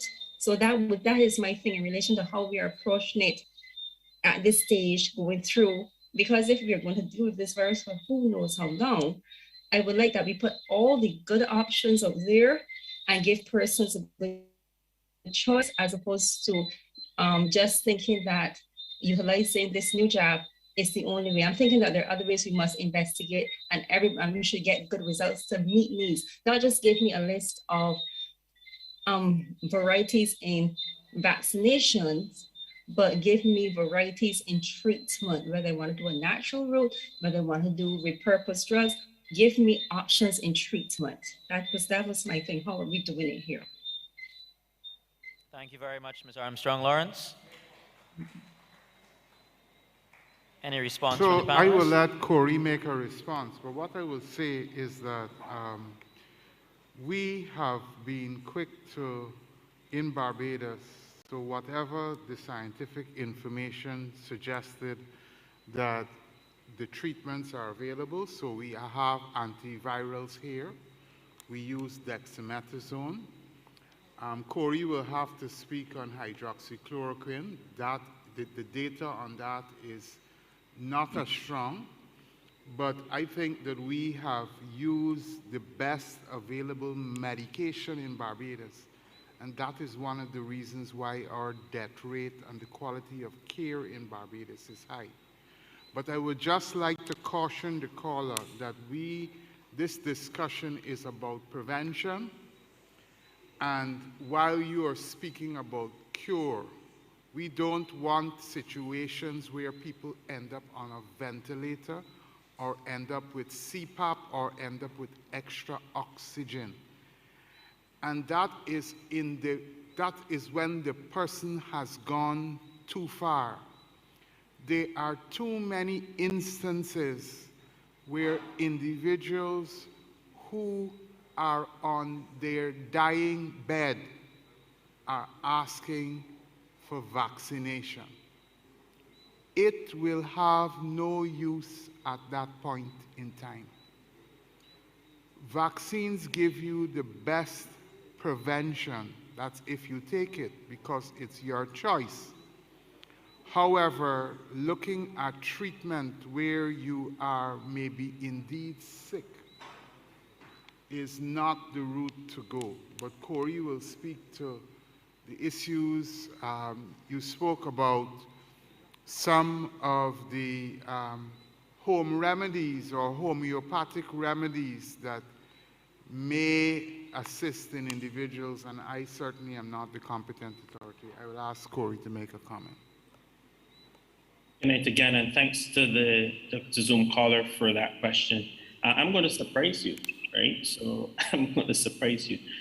Very early in this outbreak, many of the drugs which the speaker spoke about, so hydroxychloroquine, we didn't speak about dexamethasone, for example, even ivermectin, we actually stocked up on country because we were waiting for the evidence. Because remember, this is new. There's no antiviral to this date that we know for sure will certainly fight this infection, for sure. We don't know that for sure. So using some of these other agents, so have we used hydroxychloroquine or chloroquine? Yes, we've used it on only in about one patient, and that did not work. Have we used ivermectin? No, we have not. And there are currently ongoing studies, certainly with regards to this globally at this point, and there were previous studies which are conflicting. So there's several studies, WHO looked at it as well, And many different studies are conflicting online. So as much as you can find to support the use of ivermectin, you'll find as many as not. So my Society of Infectious Disease Society of America at this point has put that on hold until there's more evidence. And I agree with you, people have had success with it, or they believe they've had success with it overseas. I can't say that for sure. I think we need more evidence where that's concerned. In terms of herbal remedies, we have not used those agents. And like I said before, truthfully, look, the only drugs that we know for sure to have any definitive good from studies that have gone up is a simple drug such as dexamethasone. Has made, I think, a big difference in the world in terms of dropping that inflammatory phase of the disease. And there's several studies which have shown that, and that one I can tell you for sure. There's some other new biologic agents that are in use, and I agree, they're expensive agents, and we do have some of those in Barbados, which we use and have had great success. And I think, as you think about this, I mean, it sounds easy for you to use some of these agents, but yes, drugs like hydroxychloroquine, any drug you take has consequences. So people will say, oh, yes, use ivermectin because it's cheap. Yeah, it's cheap, you're right. Yeah, it has minimal complications, but the point is it can have complications, and you have to be sure as a physician that you have the evidence, which is clear, not based on if someone uses. I may use Panadol to get rid of my headache. Another person might use Panadol and might not work for them. But does it mean that it's the overall drug for use of a headache, or for example? So one has to be very, very careful how one uses drugs. I think we've used, like I told you, I was surprised that we've used some of these agents and attempted to get our patients better. But some of the more newer agents which we used and had great success. I keep saying that 48 deaths is a small amount, but one death is not good enough. Thanks. Thank you very much, Dr. Ford. Ladies and gentlemen, we will be coming to the face-to-face audience now, but if you would allow me, Dr. Graves, I believe you had a comment you wanted to make in regard to the presentation just now on Zoom. It's really in relation to the dialogue that we're having over the past 4 weeks. I've had the good fortune of coming to every meeting, and it seems to me that increasingly we're speaking past each other. As Barbadians, we are speaking past each other. This is not about whether COVID is real or if the vaccine is real or harmful or hurtful. It's about solutions. So as scientists, as physicians, as public health professionals, we are not trying to strong arm anyone. We're trying to present the evidence as best we know. In April last year, when COVID was first arising, there's a COVID UE group, and we do research. So there's been a call, what's UE doing, or what research is being done? And I remember sitting down on my bed a Sunday afternoon, looking at the epidemic in Italy and working out what the epidemic would look like in Barbados. Should we have the same level of transmissibility and the number of people dying?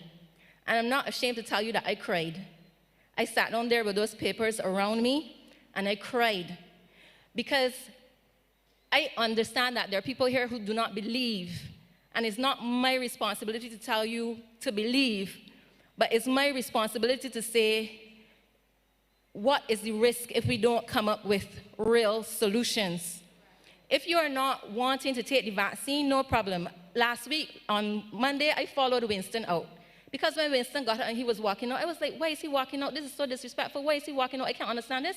So I went to him and said, Winston, why are you walking out? Why are you walking out of dialogue? And he explained to me he wasn't walking out, but his medical conditions or whatever, his history, his story. His story is different. It's different to my story, but it nonetheless takes away from the fact that we are in a really difficult place in Barbados. It does not take away the fact that if Delta variant arrives here in a substantial way with a higher level of transmissibility, I don't think if we understand, I'm really not figuring out if we understand what could happen, whether you believe it or not. Are you wanting to take the opportunity to actually see it happen? I grew up in Barbados. Honest to goodness, I am blue vexed right now. Blue. We have this thing in Barbados, we like to go to funerals, and we like to watch this and that. We really want to see what COVID could look like. We saw what Bahamas is going through. We know what Jamaica is going through. We know what's happening in Dominica because of their close relationship with Guadeloupe and Martinique. We know what's happening in Trinidad. What is it that we are waiting on? So there is a framework of thinking called solution-oriented thinking. And what happens is when you're having an argument or a discussion and it's going back and forth, and every time you come with something, so the first town hall meeting, it was like you want data. The second meeting, you got the data. Then the next thing is, we cannot catch up, but we cannot have the real world experiment to see what would happen. We cannot afford the real world experiment. So for the people, Dr. Graves.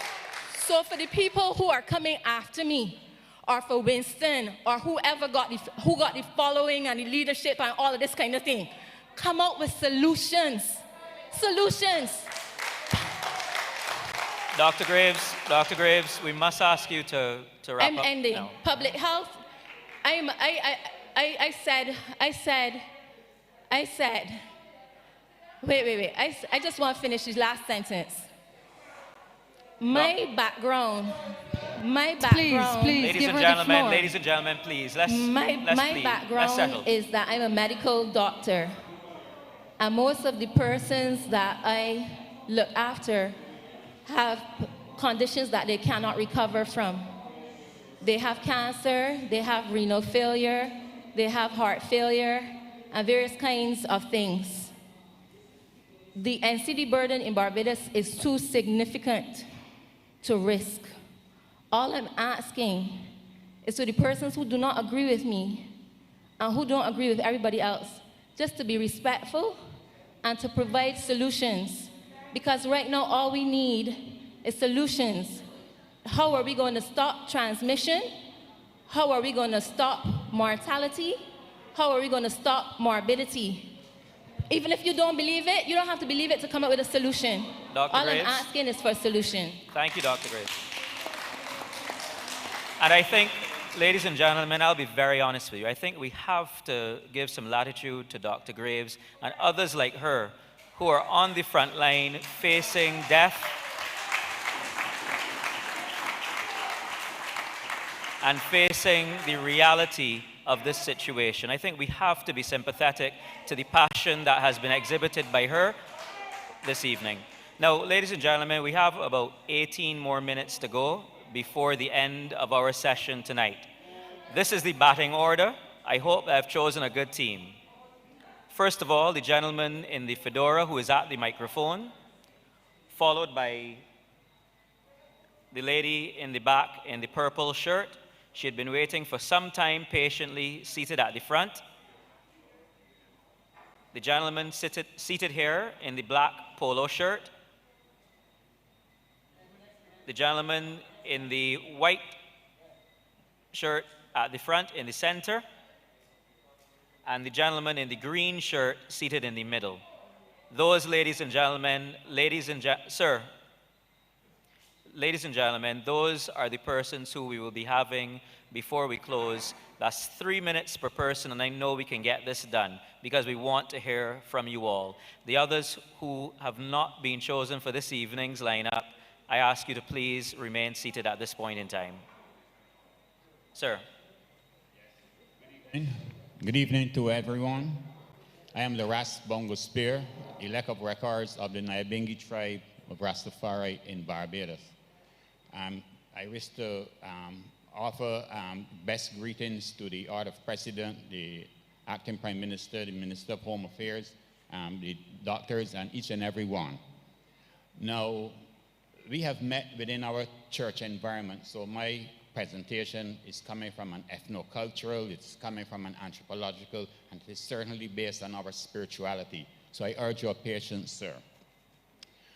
Our community is vehemently opposed to any form of enforced or compulsory vaccination or inoculations of any sort. That is clear from our position. Listening to the argument in here this evening, I am concerned, and some persons would have mentioned what I would present as mass psychosis, which is the fear, the anxiety, the pain, and all of these different mental aggravations that is being occasioned by the, perhaps the way that COVID is being treated by the government and how citizens are being recognized or not being recognized. So I would like to urge the government to think clearly about the psychosis that is affecting this country, including psychosis of the government, totalitarian psychosis. It is very important. This is what is going on at the grassroots level and how people are perceiving the polity in terms of this particular illness. Now, there's a virologist. His name is Luc Montagnier. He's a Nobel Prize laureate.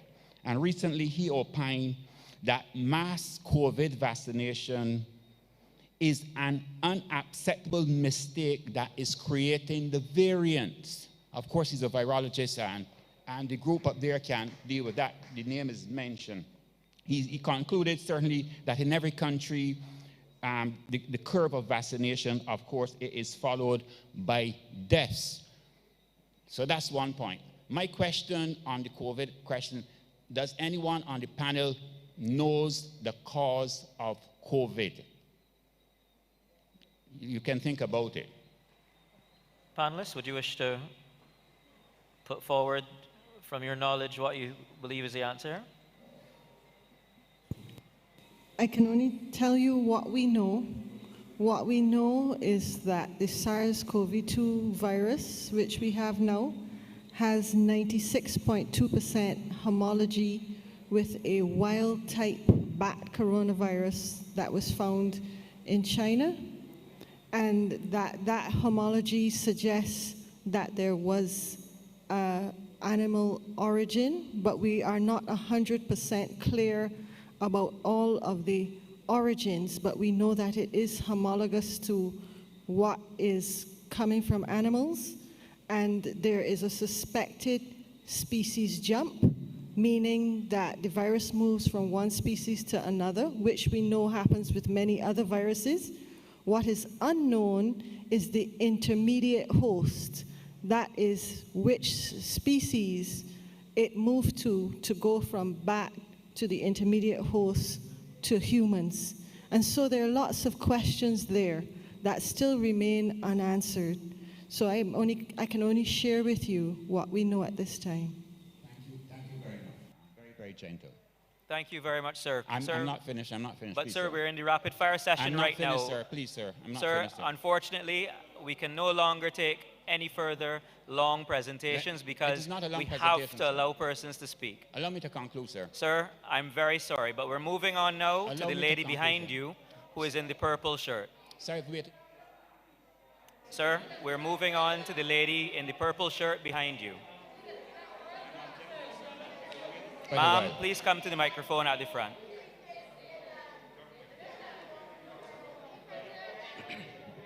Good evening. My name is Paula Bradshaw. I was just indicating that the gentleman in the white t-shirt was standing there before me. I'm terribly sorry then. Would you wish to give way to him, ma'am? Yes, I if will I give made way that to error, him. I'm terribly sorry. It's okay. I will give way to him because he was standing there for even longer than I. I appreciate that. Thank you, ma'am.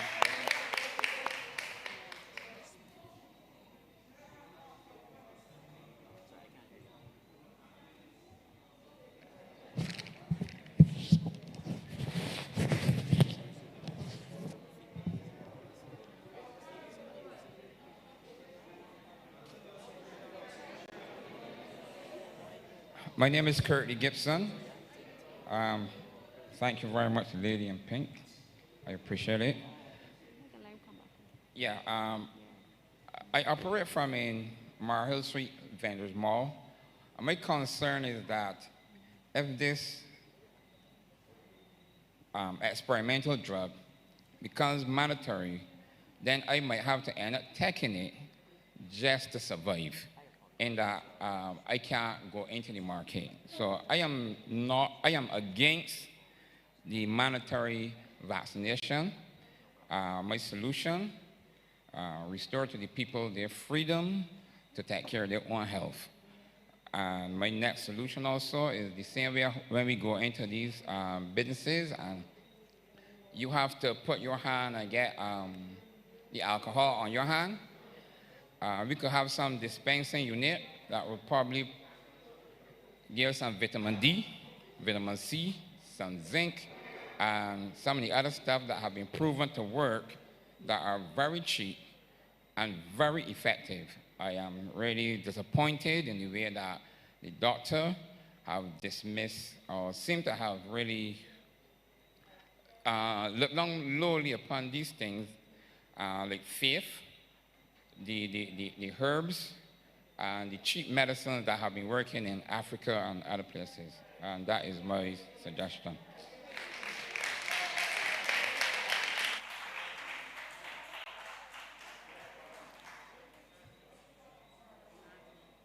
Is there any response?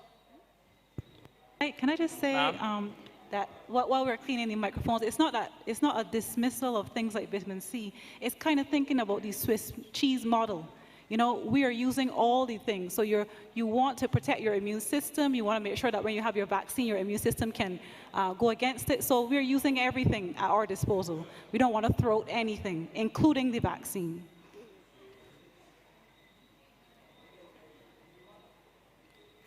I also want to say, or you were, go ahead. I also want to say a couple things. One, I think it's incorrect to call the vaccine experimental. It is new and not experimental. It is now in phase 4 trials, so I'll call it new and not experimental. My words, not yours. And in the purple. From the person who said before, COVID-19 vaccinations, in no country has COVID-19 vaccinations been followed by deaths. That is not accurate. All right. Sorry, Dr. Sobers, I don't think everyone heard you. Could you repeat what you said, please? Pardon? Everyone, please, just give Dr. Sobers an opportunity to respond. I said, you mean the experimental? Or that in no country, somebody said that COVID-19 vaccinations has been followed by deaths.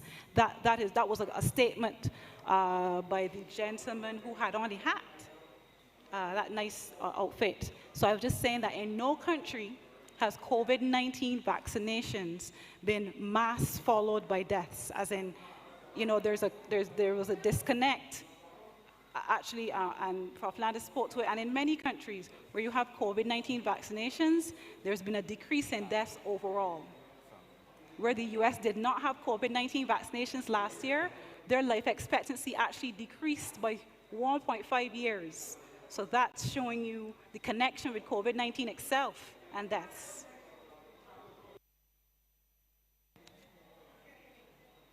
Evening again.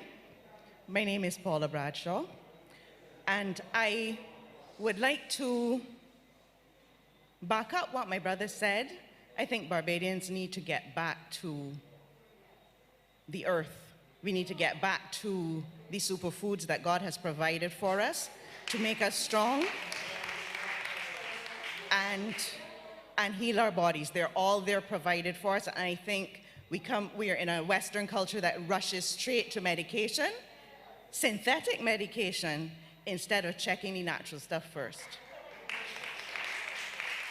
Mr. Moderator, there will be no gully-boar behavior from me, and if you see any, I give you permission to correct me and reprimand me as swiftly and sternly as you did the gentleman who you thought was hogging the mic on Monday evening.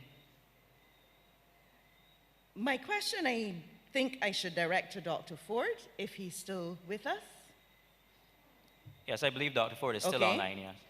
Dr. Ford, many Bajans have a deep distrust for politicians and doctors, but somehow, just as Princess Diana became the queen of people's hearts, although the British hated the monarchy, the Bajans seem to trust and love you.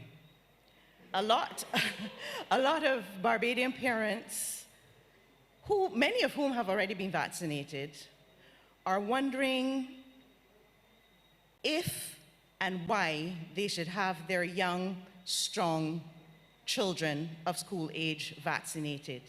They're hearing about horrible side effects of children who live in vaccinated homes, where it is said that the spike protein shedding is causing severe illness.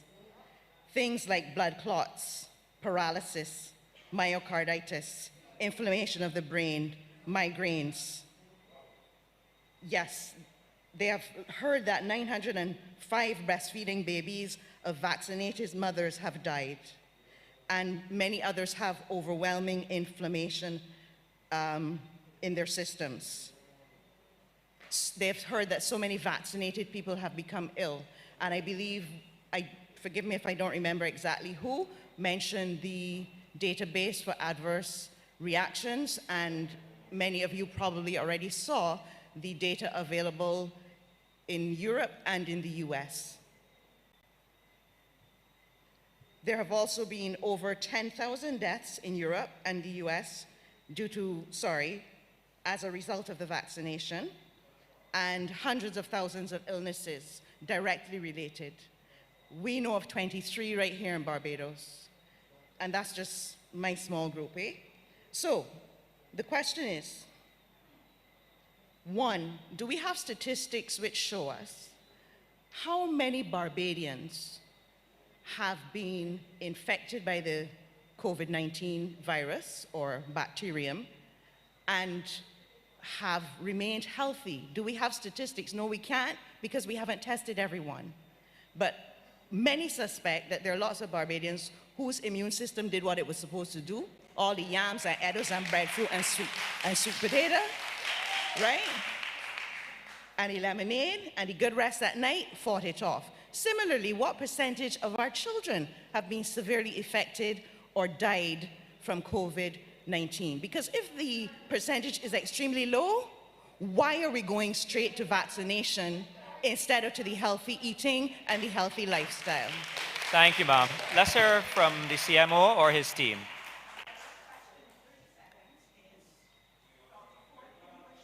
The parents, Dr. Ford, can you assure the parents, the grannies, the caregivers of our Barbadian children, of our most important and precious resource, can you assure them tonight? Can you give them their word? Give them your word as the doctor of Barbados that most of the people trust. Can you give them your word that our children, our beloved children of Barbados, will not face these horrible, horrible side effects? Well, they're not side, they're huge effects of the vaccine, and that their future will not be cut short. Can you give us your assurance tonight? Can you look the parents of Barbados in their eyes and say they absolutely will not end up that way? That's my question. I thank you. Thank you, ma'am.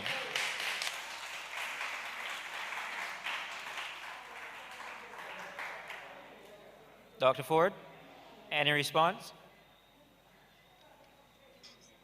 Good night. Notice I've changed my attire. I have an emergency. But I will during this short period of time, try to give an answer to that and try to assure all Barbadians. Listen, we are faced with a difficult time.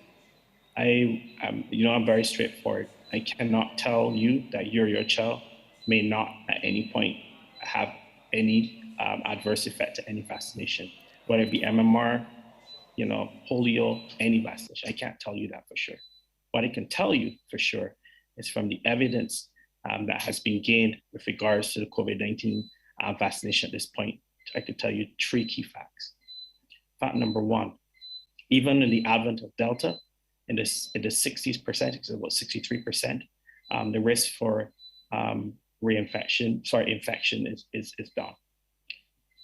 For the ability to spread, about the same. But one fact I can tell you is for your kid, if you're listening to me tonight, the risk of getting ill in terms of getting hospitalized, and I'm sorry, I'm not going to get emotional, but I know that there are now many situations globally, and if you listen to the news this morning, you will see that unvaccinated kids, are people who are not even in that population where they can be vaccinated, that Delta is beginning to take a turn in them. If you remember very early in this outbreak, I would have always said it was our older population, right? So your old granny living at home, my granny, your granny, living at home, that they were the ones who were going to get ill. When Delta and Alpha hit, it changed. Delta has changed things dramatically. So we're now talking about people in the 40 years group, right? I'm about to leave home to go to Harson's Point to deal with an issue where that is concerned. Okay, and now we have a larger population there. In our children population, what you don't know is that, you know, we had a kid at Harson's Point who was intubated. We gave her a fancy drug and she's got off. She was about 15 years of age, right? And pediatricians work hard with her, yes. So because, you know, you're young, doesn't mean you can get complications. We had a kid who died with the post effects, and this is what you have to remember. So while you might say, okay, don't give my kid it, and they get COVID, I do, just as you're saying on this call tonight, that you're not sure what complications the vaccine may have in your kid. And I can't tell you that your kid may not get a fever or you know, or some other side effect. I can't tell you that, right? But what I can tell you for sure is that we have enough evidence that kids die from post complications of COVID-19. We all know it. You see it on TV. You see this NBC, CBC, Canadian television, for example, right? CP24, they will show you that kids get complications when they get COVID, not even if they don't get it during COVID, they can get it post-COVID. So when you say, hey, I'm not sure what complications my kid can get when they get the vaccine, right? I will also tell you the complications that we know for sure that when they get COVID and it happens later, they do occur and your kid can die, right? And that is what I want you to understand tonight. So as you go home and your mother, I'm never going to stay on this call and talk to you straight, right? I'm never going to stay on this call tonight and tell you, yes, you have to take a vaccine and this mandatory vaccine. I believe everybody has that choice. That's my personal opinion, and that goes outside of my medical profession right now. But what I can tell you for sure is the evidence is really clear in that your kid is not going to get hospitalized and put on a ventilator, and you'll be suffering because you're not able to see the kid and do all the normal things you do with your kid 5 or 10 years later. So I just want you to bear that in mind. And I hope I answered your question like I wanted to, but I just want to I'm not going to go off topic if they allow me for 5 seconds to tell you that the advent of Delta, I have had calls from many of my colleagues in the Caribbean all night. I'm up straightforward, right? Having calls from all over the Caribbean because people are sick. Right? And many of my colleagues, especially ICU, have been being called all over the Caribbean. This is real, right? And if we don't make the right decisions, right? Nobody's forcing you, but if you don't make the right decisions, there are consequences for you. If you want to live to see your kid get 20 and 30 and 40 years old and get married, you have to make those decisions on your own. If you make the wrong decision, right? That will not happen because the evidence is really, really clear for all the vaccinations. Right? Straight. I'm not here to sway you or anything. I'm just telling you the medical facts and the numbers are clear. Even in the great study that came out of Israel recently, where it showed that was 63%, which I just said, the most important fact about that is 93% of persons where did not have to get hospitalized at all were vaccinated. Look at the statistics for Bahamas. I'm not, just go and look on the Caribbean website. Go and look and see what's going on in the rest of the Caribbean.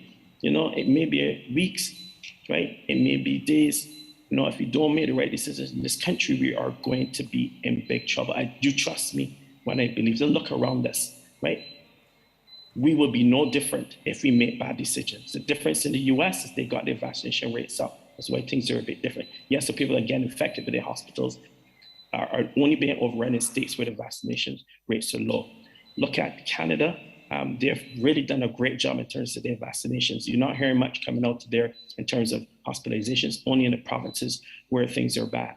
Okay, I want you to go, don't mistrust me, just go and look and see for yourself, right? The evidence is there. Look at Jamaica right now with their vaccination rate is down and the hospitals can't even take patients, far more ICUs. Do we ever want to see that in Barbados? This is not for fear-mongering. I'm not giving any, I want you to be fearful today. I actually want to encourage Barbadians. Right, so I'm going away from the fear mechanism. I want to encourage you to make good choices, not only for you, for your granny who you live in the home with, to make good decisions for your child who you're in a house with, who does not want to be without a mother or father, right? These are important decisions that only you can make. Nobody can make them for you. I can't tell you you have to take a vaccine. I think that's wrong, right? But I can encourage you and give you the evidence that's required. And we might not always agree in it, but ultimately, the way how I see it, the decisions we make can affect the course of what's happening on the ground in the healthcare system, right? And many of us are working extremely hard and many long hours, certainly at many of these facilities to save many lives, using some of the drugs you've mentioned, right? And not put, I think someone mentioned about drug therapies, etc.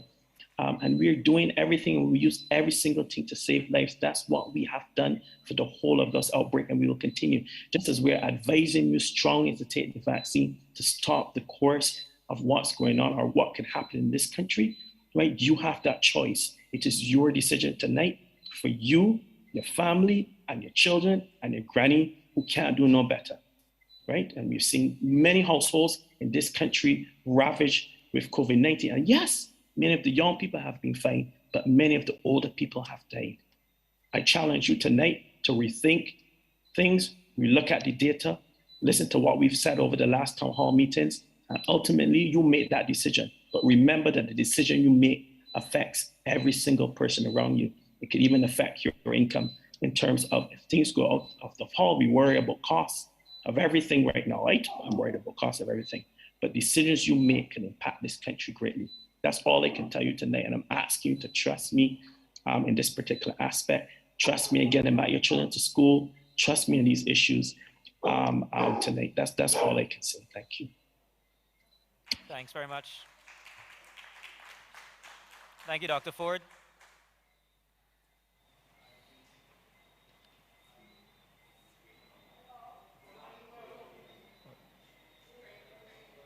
Go ahead.